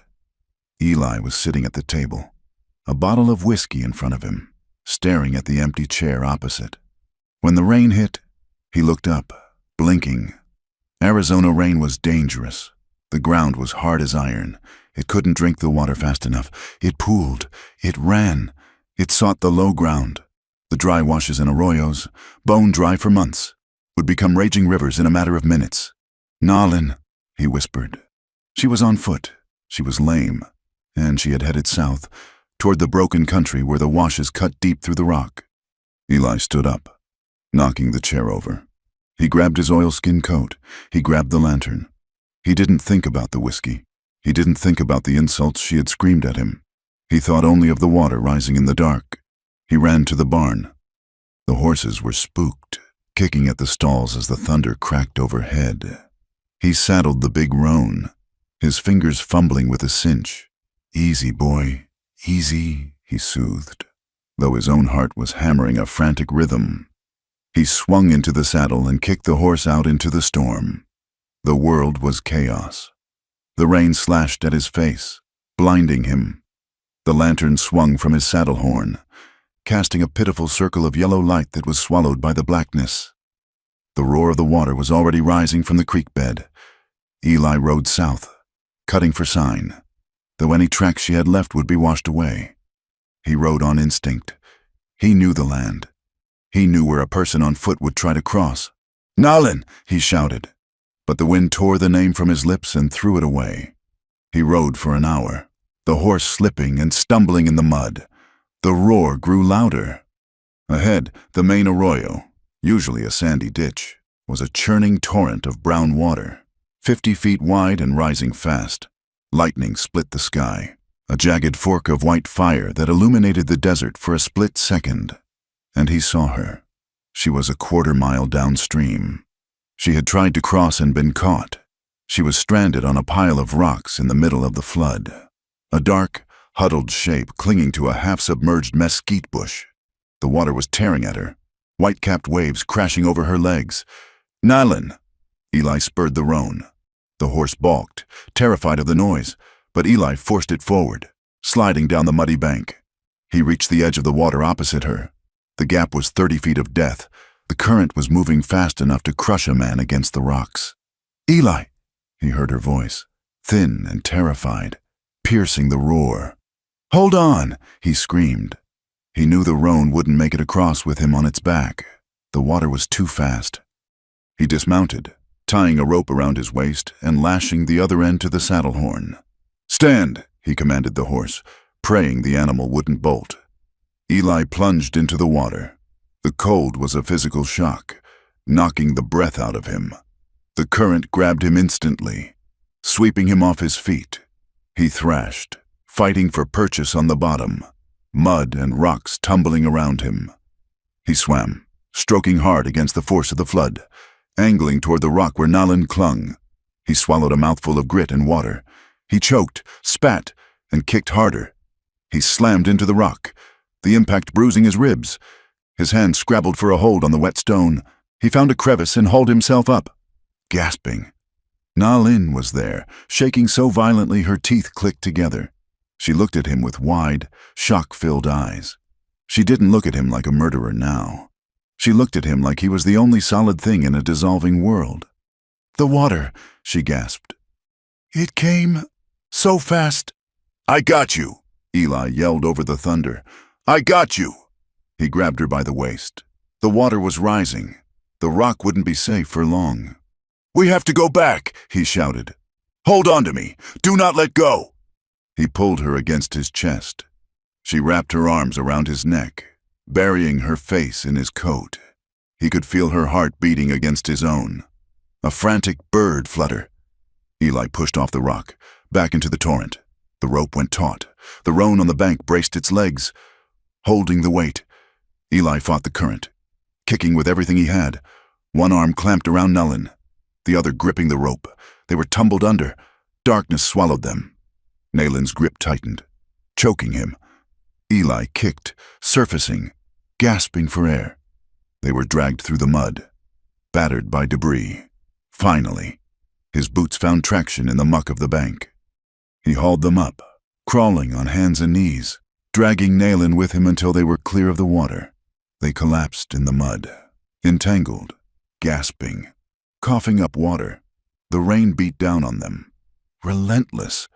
"You came," Nalan wheezed, staring up at him, water streaming from her hair. "I told you," Eli rasped, wiping mud from his eyes. "I don't let things die." They couldn't make it back to the ranch. The smaller washes between them and the house would be impassable now. Eli remembered a shallow cave in the limestone bluffs, half a mile to the east. It wasn't much, just an overhang where the old ones had stored grain. But it was high ground. They walked, the horse trailing behind. Eli supported Nalan, her bad leg dragging in the mud. They were shivering uncontrollably by the time they reached the black mouth of the cave. It was dry inside, dusty, smelling of bat guano and ancient earth, but dry. They collapsed against the back wall. Outside, the storm raged on, lightning flashing like a strobe light, illuminating the cave in brief, stark bursts. "We need warmth," Eli chattered. "Hypothermia." He fumbled with his coat. It was soaked through, heavy and useless. He took it off. "Take off the wet things," he ordered. "The buckskin, it holds the cold." Nalan didn't argue. Survival was the only law left. She peeled off her soaked dress, her fingers numb and clumsy. She sat in her shift, a thin cotton garment that clung to her skin. Eli stripped down to his undershirt and trousers. They huddled together in the furthest corner of the cave. There was no wood for a fire. There was only body heat. Eli pulled her against him. He sat with his back to the wall, his legs spread, and pulled her back against his chest. He wrapped his arms around her, chafing her arms with his hands to generate friction. "You're freezing," he murmured against her hair. "You came," she said again, her voice a whisper. "Why? I called you a killer." "You were right," Eli said. The confession was easier in the dark. "I did those things. Nalan, I can't undo them. I can't bring your brother back. I would give my right arm if I could, but I can't." He felt her stiffen, then slowly relax against him. The heat was beginning to build between them, a small pocket of life in the freezing night. "I'm tired," Nalan said. "I am tired of running. I am tired of hating." "Then stop," Eli said. He tightened his hold on her. Stop running. Stay. How can I? She turned in his arms, shifting so she could look at his face. In the flash of lightning, he saw her eyes were searching his.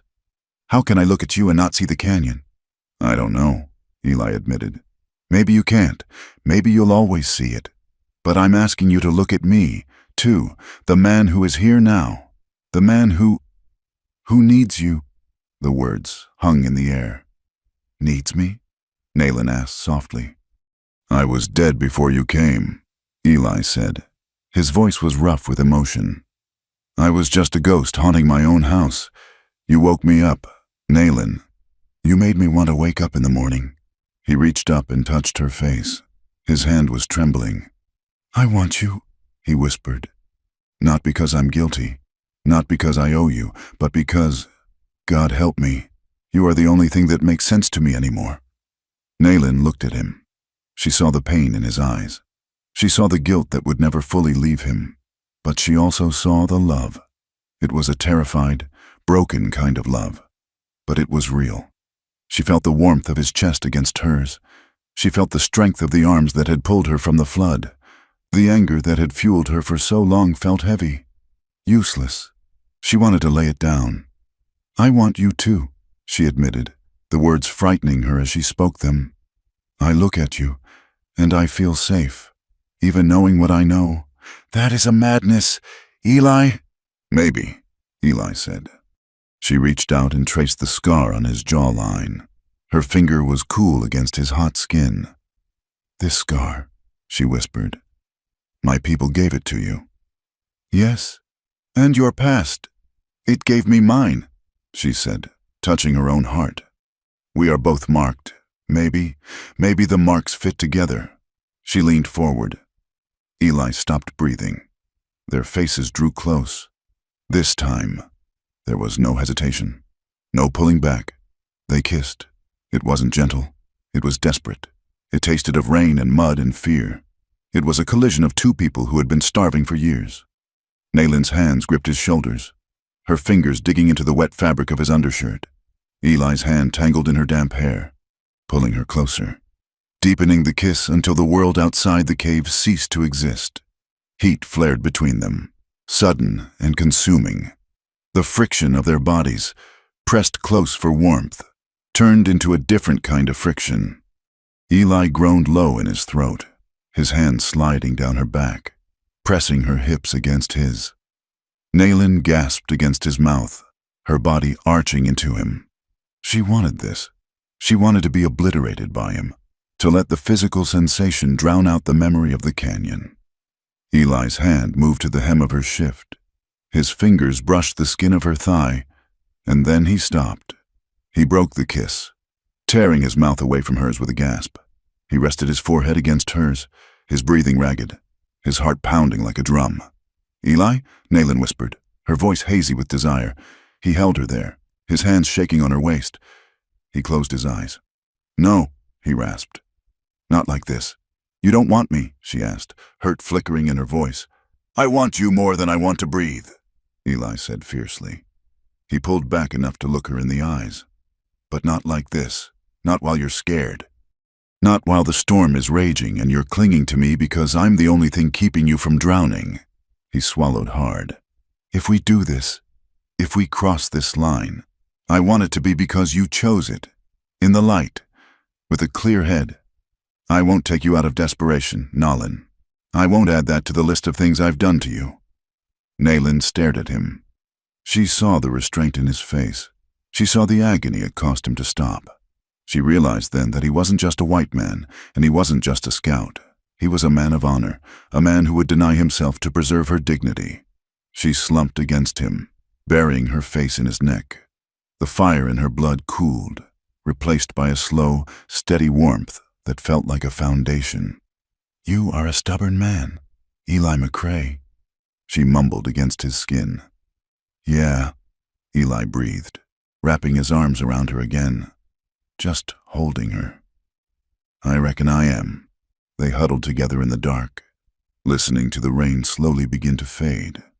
The desire was still there, a live wire humming between them, but beneath it, something new had taken root, a seed of respect, a fragile, tentative trust that might, just might, be strong enough to survive the morning light. The sun rose over a land that looked as if it had been clawed open by a giant hand. The storm had passed, but its fury was written in the deep scars of new gullies that sliced through the pasture, the snarl of driftwood piled against the creek banks, and the fence posts that leaned like drunken men in the mud. Eli McCrae and Nayland rode into the yard on the exhausted roan. Two mud-splattered figures slumped with fatigue. They slid from the saddle, their legs buckling on the sodden earth. They were dirty, cold, and aching in every joint. But as their boots hit the ground, they did not move away from each other. They stood for a moment, shoulders brushing, bound by the silent memory of the cave. The heat of their bodies pressed together in the dark. The desperate taste of that kiss hung between them like a physical tether. "I'll see to the horse," Eli rasped, his voice raw from the night's shouting. "I will make coffee," Nalin said. She reached out and briefly touched his forearm. It was a small gesture, almost unconscious, but it sent a current through them both that had nothing to do with the cold. In the days that followed, the ranch demanded everything they had. The flood had scattered the herd into the high country and washed out a quarter-mile of fence line along the southern boundary. There was no time for long conversations or heavy silences. There was only work. They worked side by side, a rhythm forming that was as natural as breathing, under the sharp, unforgiving glare of the desert sun. They dug post holes in the rocky soil. In the chill of the early mornings, they rode out to gather the strays, Nayland moving with a grace on horseback that made Eli pause, wipe the sweat from his brow, and just watch her. The small gestures became their language. When they stopped at midday, Eli would uncap his canteen and pass it to her first, waiting until she drank before taking a sip himself. When a calf was stuck in a mud wallow, Nayland was off her horse before Eli could stop her, wading into the muck to shoulder the heavy, thrashing animal out, ignoring the ache in her bad leg until the job was done. And in the evenings, by the fire, their hands would brush as they passed a plate or a cup, a fleeting contact that lingered on the skin long after they pulled away. But the world outside their fence line was not so quiet. News traveled on the wind in the territory, and the wind brought word that Sergeant Collins had not left the valley. He was camped near the river crossing, ostensibly to round up strays, but everyone knew what that meant. He was hunting, and the town of Dry Creek was buzzing like a disturbed hornet's nest. Rumors reached Eli when he rode in for mail, whispers that Collins had been drinking with Rourke, that money had changed hands, that plans were being laid. The sentiment in town had hardened from distaste to active malice. Eli felt the noose tightening one afternoon when he walked into the saloon in Dry Creek, looking for a man to help with the roundup. The silence that fell was heavy enough to crush bone.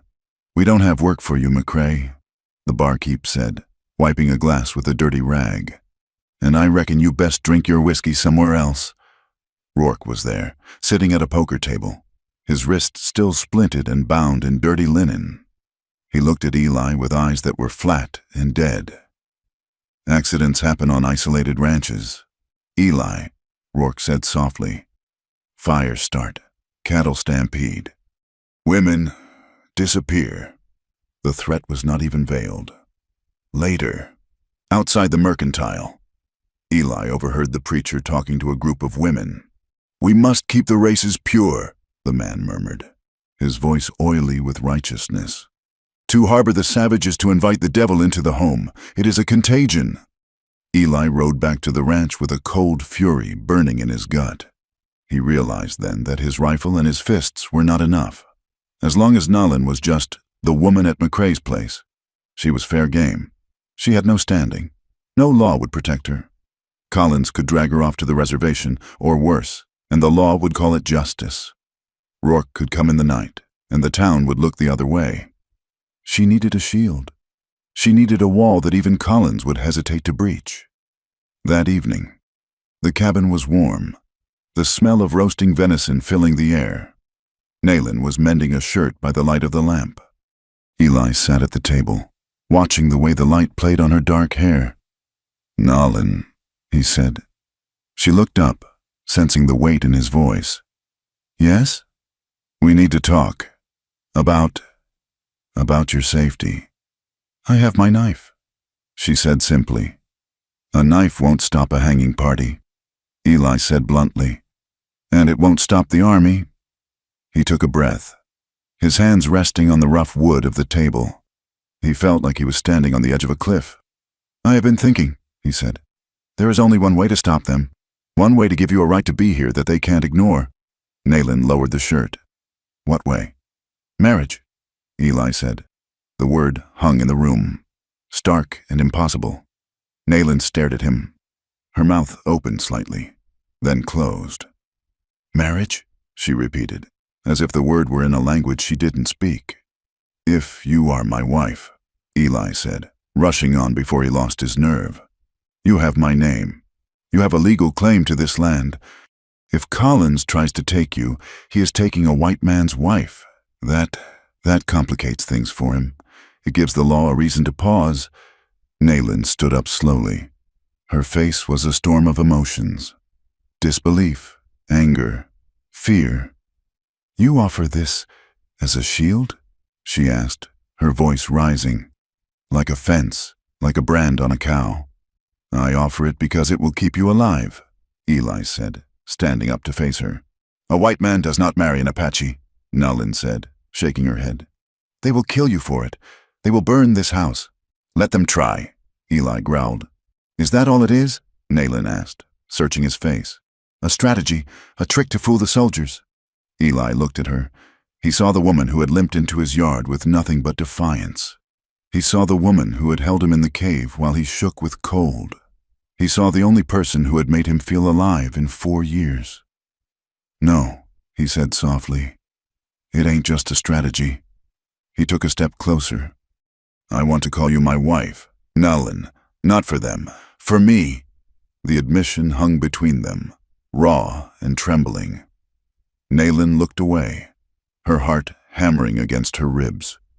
Marriage. To a white man. To the man whose past was tangled with her tragedy. It was a betrayal of her people. It was a surrender. But then she remembered the cave. She remembered his arms around her, solid and safe.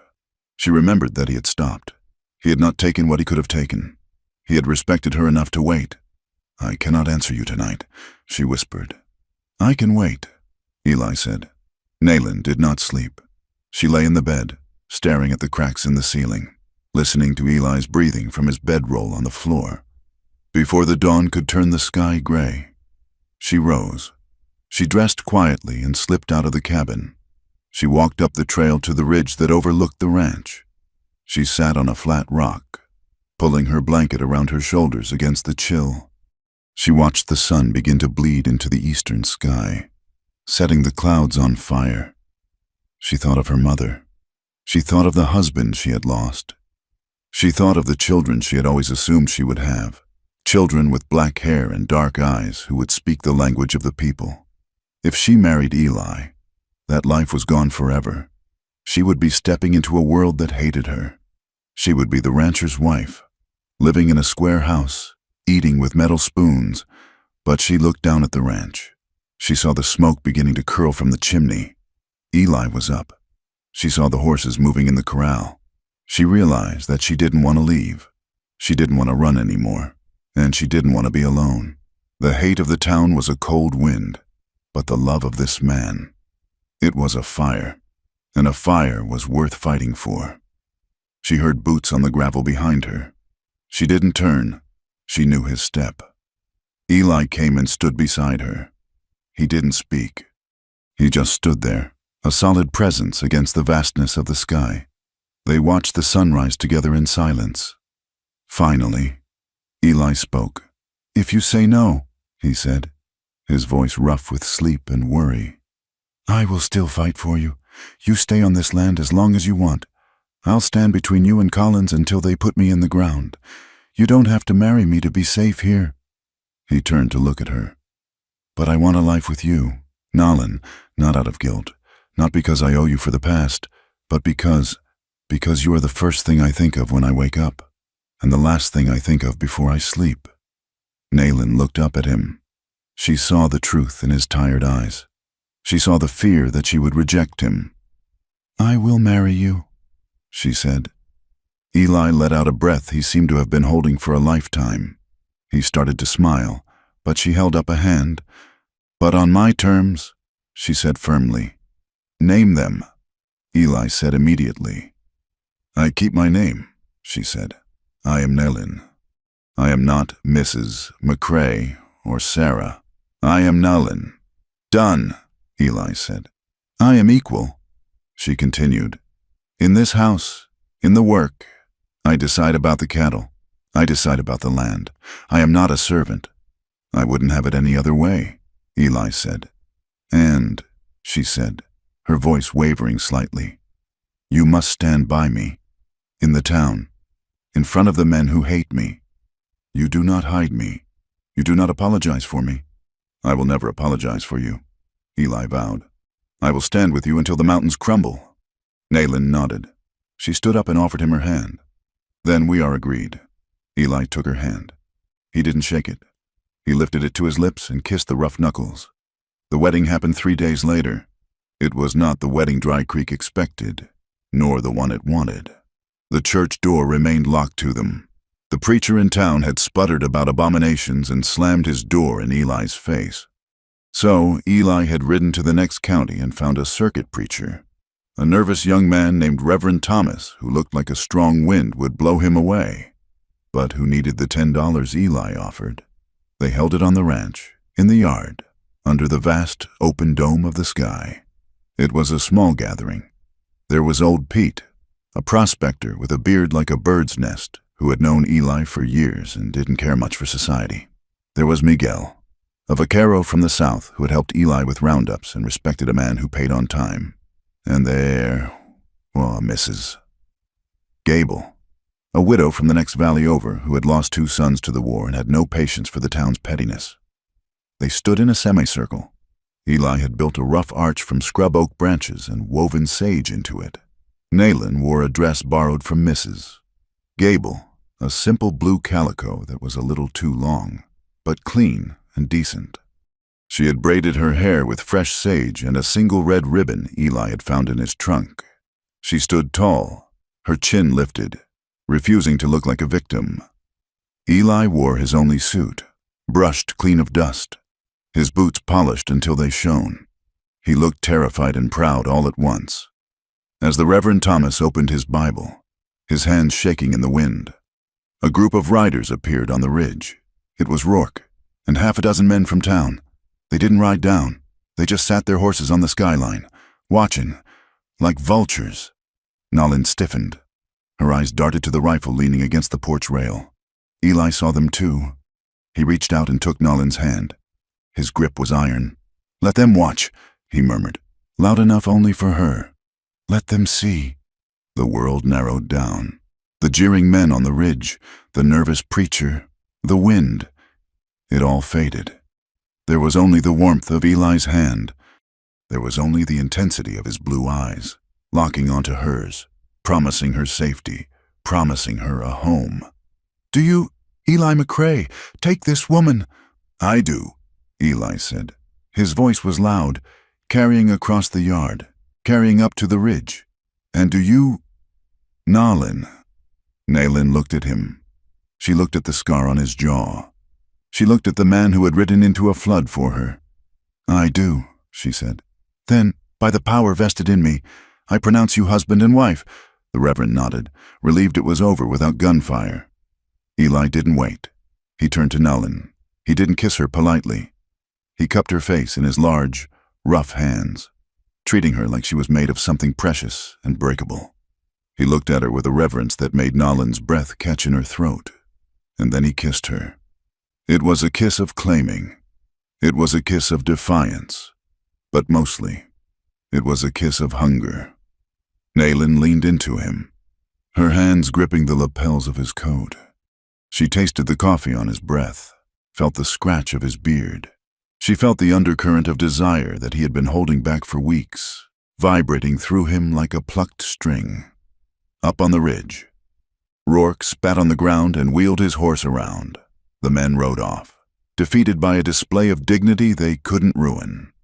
Night fell over the ranch, bringing with it a silence that was different from all the nights before. It wasn't lonely, it was expectant. Naylin had transformed the cabin. She had hung bundles of fresh sage from the rafters, their scent mingling with the beeswax candles she had lit on the table and the mantel. The harsh, bachelor angles of the room were softened by the flickering light.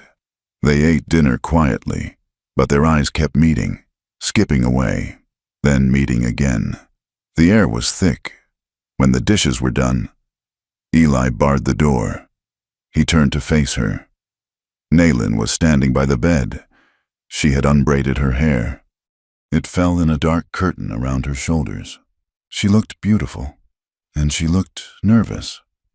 Eli walked over to her. He stopped a foot away. He felt like a boy on his first date, his hands clumsy, his heart racing. "Naylin," he said. "Eli," she whispered. He reached out and touched a lock of her hair. "You look—" "I don't have the words." "You do not need words," Naylin said. She reached out and began to undo the buttons of his shirt. Her fingers were trembling. She fumbled with the second button, getting it stuck in the hole. She let out a small, nervous laugh. "Your buttons fight me." Eli laughed too, a low, breathless sound. "They're stubborn, like me." He covered her hands with his own, stilling them. Then he leaned down and kissed her forehead. "Are you sure?" he asked, needing to know one last time. Naylin looked up at him. She traced the line of his shoulder, feeling the muscle beneath the fabric. She felt the heat of him. "I am sure," she said. "I am home." Eli kissed her then, slow and deep. He pulled her against him, and the last barrier between them crumbled. The rest of the night was a series of whispered consents and hesitations turning into courage. It was the sound of clothes rustling to the floor. It was the feeling of skin against skin, hot and electrifying. It was the discovery of each other's scars, the rope burn on her wrist that he kissed, the jagged line on his jaw that she traced with her tongue. They moved with a desperate tenderness, as if they were trying to heal each other with their bodies. There was fear. Yes, the fear of being this open, this vulnerable, but it was swept away by the overwhelming sense of belonging when Eli finally pulled the quilt over them. The candles had burned low. The wind still howled outside, battering the logs, and the earth was still unforgiving and hard. But in the small, warm space of the bed, wrapped in each other's arms, they had built a fortress. "Naylin," Eli whispered into the darkness, testing the name on his tongue in this new context. "Sleep, husband," she murmured, her head resting on his chest, listening to the steady beat of his heart. And for the first time in years, they both slept without ghosts. The months that followed the wedding were a season of iron and dust. The Arizona territory did not soften simply because two people had found a way to love within its borders. If anything, the land seemed to test the strength of their vow with a brutal indifference. A late frost arrived in the early spring, a white, killing sheet that descended in the night. Naylin woke before dawn to the smell of cold, a scent that bit the back of the throat. By the time she and Eli reached the small plot of garden she had coaxed from the rocky soil, the damage was done. The corn shoots were black and withered, twisted like burned fingers. The squash vines lay flat and gray against the earth. Eli stood by the fence, his hat in his hand, looking at the ruin of their winter food supply. He did not curse. He simply put his hat back on and looked at the horizon where the sun was rising, pale and distant. "We will plant again," Naylin said, touching his elbow. "Seed costs money," Eli said, his voice tight. "And the creek is running low."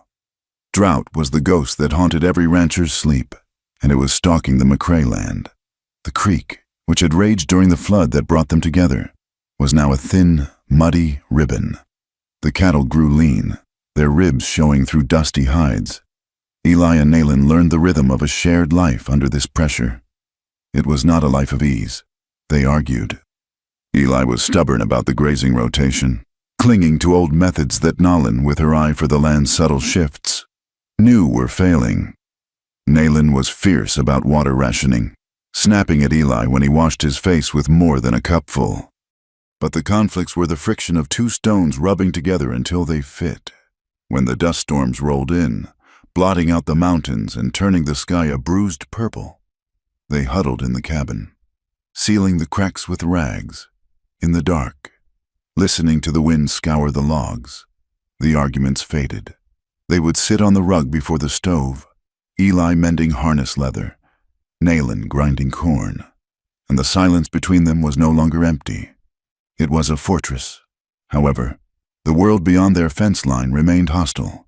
When Eli rode into Dry Creek for supplies, the air in the town changed. Men who had once tipped their hats now turned their backs. The preacher, Reverend Caldwell, not the nervous man who had married them, but the fire and brimstone shepherd of Dry Creek, spoke from his pulpit about the dangers of mixing blood, calling it a sin against nature that would bring plague upon the valley. Children, echoing the whispers of their parents, would point when Nalin rode past on the buckboard. "There goes the savage," a boy hissed one afternoon, throwing a stone that clattered against the wagon wheel. Nalin sat straight, her face a mask of stone, refusing to give them the satisfaction of a flinch. But Eli saw her hands trembling in her lap. He saw the way she checked the horizon constantly, expecting the hatred to take a physical form. It did. On a Tuesday in late summer, Eli had ridden out before dawn to the high pastures to search for 3 heifers that had wandered off. Nalin was alone at the ranch, churning butter on the shaded porch. When she saw the dust cloud, it was too large to be a single rider. She stopped the churn. She wiped her hands on her apron and went inside.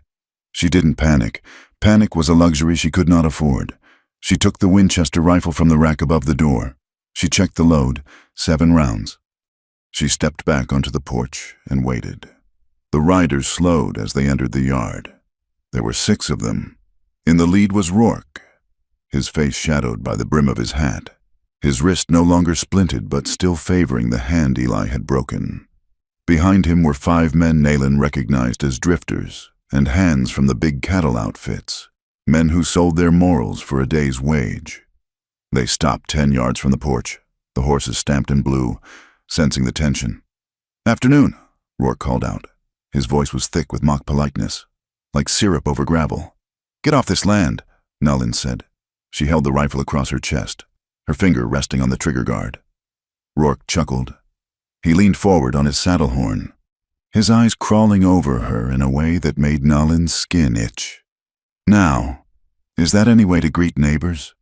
We just came to deliver a message." "I have no ears for your messages," Nalin said. "This one ain't from me," Rourke said, grinning. "It's from Sergeant Collins. He's back in the valley, and he's got a new order. Says all unregistered Indians need to be moved to the reservation for processing. He sent us to escort you." "I am not unregistered," Nalin said, her voice steady though her heart thundered against her ribs. "I am the wife of Eli McCrae. This is my home." "That sham wedding?" Rourke spat on the ground. "That don't count. Not to the law, and certainly not to us. You're just a squaw squatting in a white man's house. And since Eli ain't here to hide behind," he nudged his horse forward a step, "we figure it's time you learned your place. One more step," Nalin said, raising the barrel, "and I will put a hole in you that the doctor cannot fix."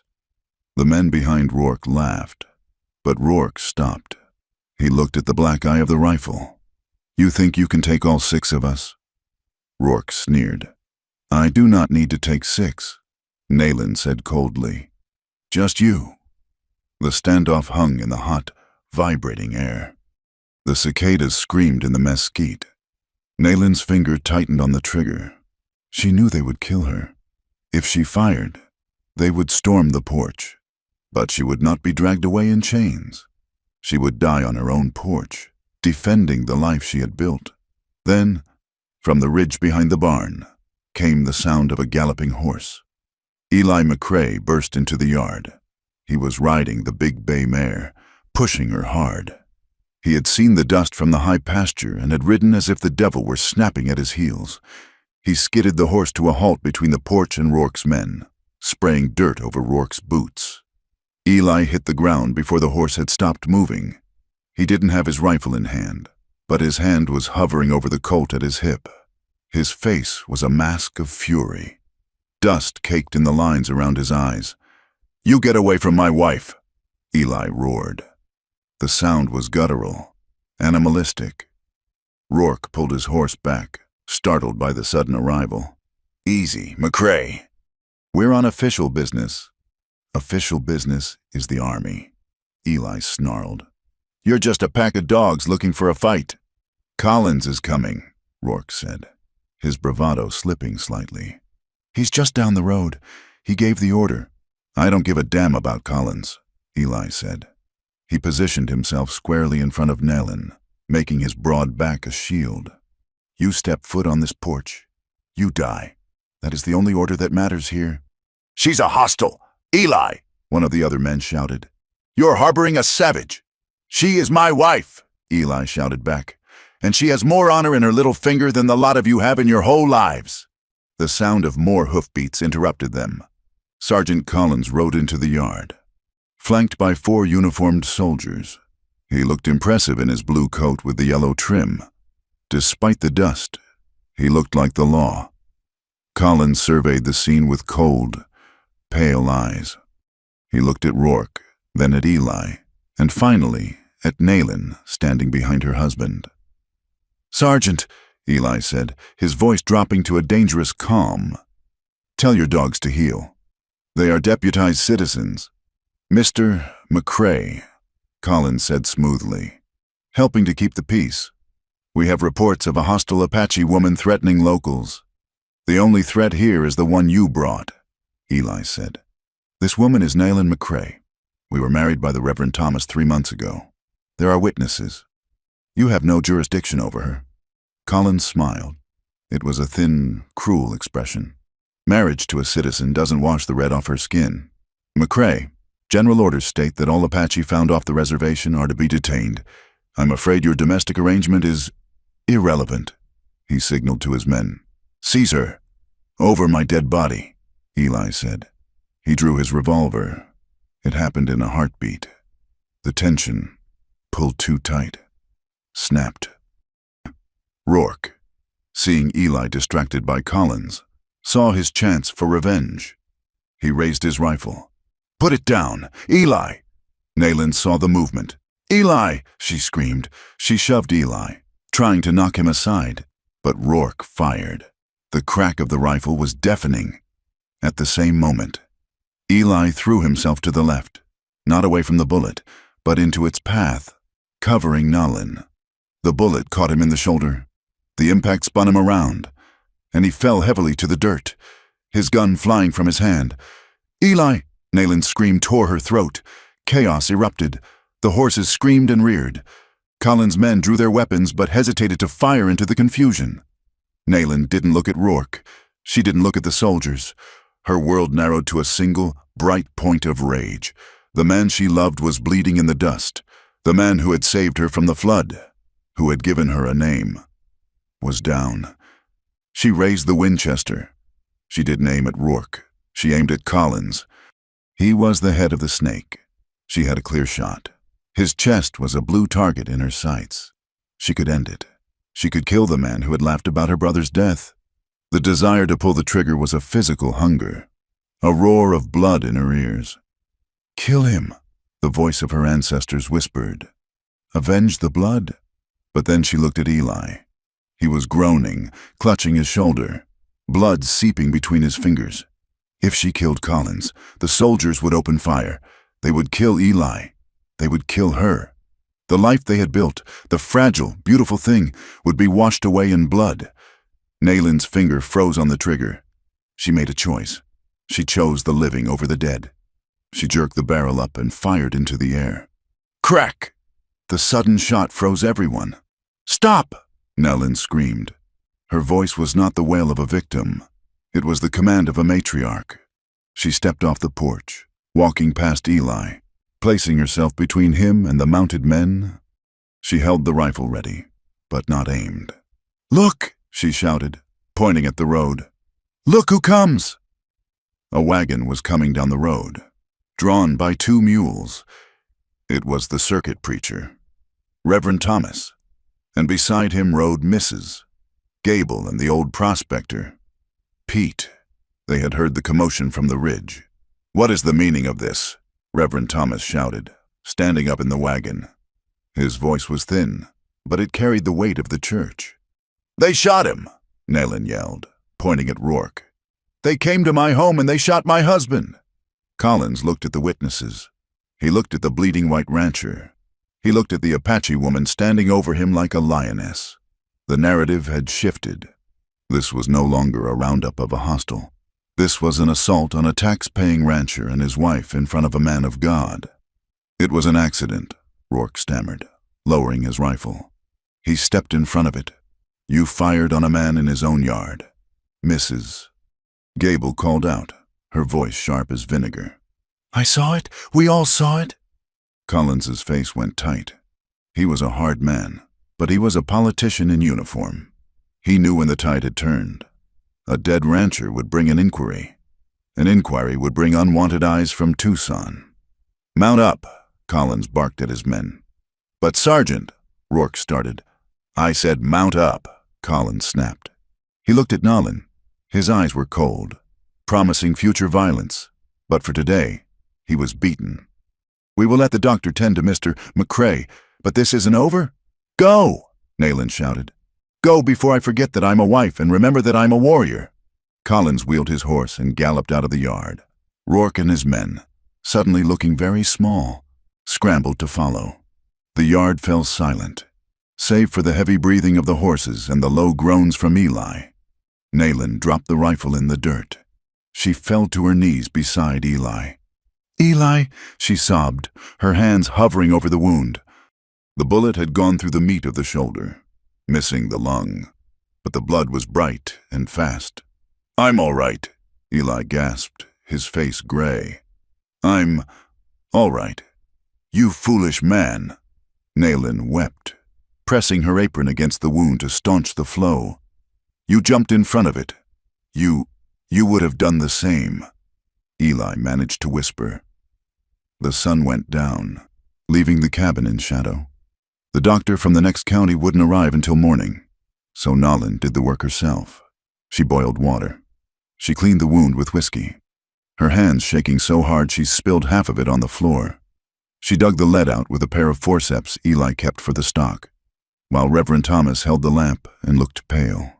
When it was done, and the bandage was wrapped tight, the neighbors left, promising to return in the morning to check on the herd. Eli lay in the bed, pale and sweating from the pain. Nayland sat beside him, holding his good hand.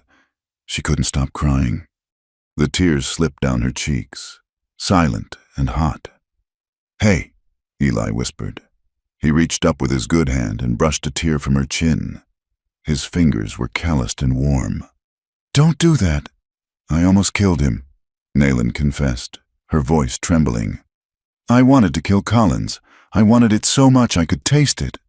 "But you didn't," Eli said. "I am cursed," Nayland whispered, bowing her head.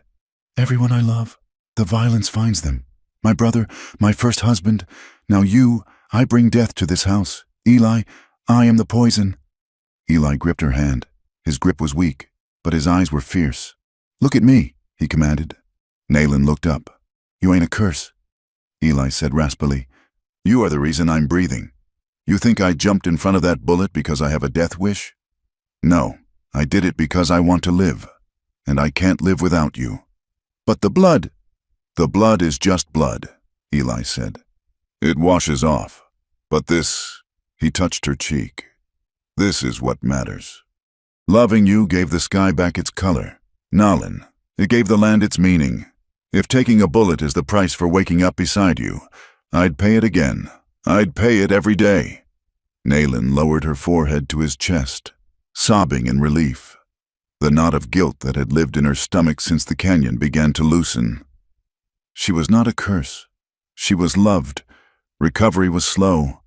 The shoulder was stiff, and Eli couldn't lift a saddle for 6 weeks. But the ranch didn't stop, and neither did the changes in Dry Creek. The shooting had shifted something in the town. It wasn't that prejudice vanished overnight. Hatred is a stubborn weed. But the spectacle of Rourke shooting a white neighbor had crossed a line. When Nayland drove the wagon into town a month later to pick up grain, Mr. Hanley didn't smile. But he didn't stop her at the door. He took her money and he carried the sack out to the wagon himself. "Tell Eli, tell him I hope the shoulder heals," Hanley mumbled, looking at his boots. It was a small thing, a crack in the ice. The Reverend Thomas, emboldened by the confrontation, started visiting the ranch. He brought supplies and news, but the biggest change happened quietly. The Mexican family on the neighboring plot, the Garcias, had watched the standoff. Mrs. Garcia, a woman who lived in fear of her children losing their heritage in this white territory, approached Nalin one afternoon. "My children," Mrs. Garcia said in halting English. "They forget the old words. You know the stories of the land." Nayland started teaching them. She sat under the cottonwood tree with 3 small, brown-faced children, teaching them the names of the birds in Apache and Spanish. She taught them which cactus held water and which brought death. She told them stories of the coyote and the creation of the stars. Nayland took ownership of the ranch in a new way. With Eli laid up, she directed the grazing. She smelled the wind and moved the herd to the High Box Canyon 3 days before a massive dust storm hit, saving them from suffocation. She was no longer just surviving on the land. She was speaking to it. The ranch became a bridge, a place where the methods of the white man and the wisdom of the Apache wove together into something stronger than either. Summer softened into early autumn. The heat broke, leaving behind warm days and cool, crisp nights. The sky turned a deep, bruised purple in the evenings, beautiful and vast. One evening, Nayland took Eli's hand. "Walk with me," she said. Eli, his arm still in a sling but healing well, followed her. They walked slowly up the trail to the ridge, the place where she had agreed to marry him. They stood looking down at the ranch. The lamps were lit in the cabin, glowing like a beacon in the dusk. The cattle were dark shapes moving slowly toward the water tank. Nayland turned to him. She looked nervous. Her hands were smoothing the front of her dress. "I have something to tell you," she said. Eli looked at her, concern flickering in his eyes. "What is it? Is it Collins?" "No," Nayland said. She took a breath. "The bleeding. My moon time. It has not come for 2 cycles. Eli went still. The wind rustled the sagebrush around their boots. "And," Nayland continued, her voice trembling with a mixture of fear and wonder, "in the mornings, the sickness comes, and my belt is tight." She looked at him, her eyes searching. "I am carrying a child. Eli—" Eli stood frozen. A child. He had buried a child. The fear of that loss crashed over him for a second, cold and paralyzing. But then he looked at Nalin. He saw the life in her eyes. "A child," he whispered. "A child of 2 worlds," Nayland said. "Half you, half me, in this land. It will be hard for him. Or her. They will be hated by some. They will not belong fully to the white man or the Apache. They will belong to us," Eli said firmly. He pulled her into his good arm, resting his forehead against hers. He closed his eyes, overwhelmed by a sudden, terrifying joy. "They will be strong," Eli whispered. "Any child of ours. They'll learn to stand against the wind because we'll be standing right behind them." He moved his hand, the hand that had once held a rifle for the cavalry, the hand that had broken Rourke's wrist, the hand that had built fences, and spread it gently over her belly. "A baby," he said, the wonder breaking through his voice. He kissed her. It wasn't the desperate kiss of the flood, or the hungry kiss of their wedding night. It was a slow, reverent kiss. It was a promise. It was a seal on the future they were daring to build in a land that gave nothing for free. They stood there as the sun vanished and the first stars appeared. The West was still dangerous. Collins might return. The drought might come back. Death was never far from the frontier. But as they looked out over the darkened land, Eli McCrae and Nayland, the Apache woman who had just needed a place for the night, stood shoulder to shoulder, their fingers interlaced. Their hearts beat a steady rhythm against the silence. They were no longer outcasts. They were a family. And on a ranch where the wind still howled and the earth was still unforgiving, love stood stubbornly, roots deep in the rocky soil, against the prejudice of the frontier. Thank you so much for listening to the story of Eli and Nayland. It has been a journey through the dust and the heartache of the American West, and I hope their resilience has touched you as much as it has touched me. I would love to know where you are listening from today. Are you tuning in from the deserts of Arizona, the cities of Europe, or somewhere else entirely? Please leave a comment below and let me know.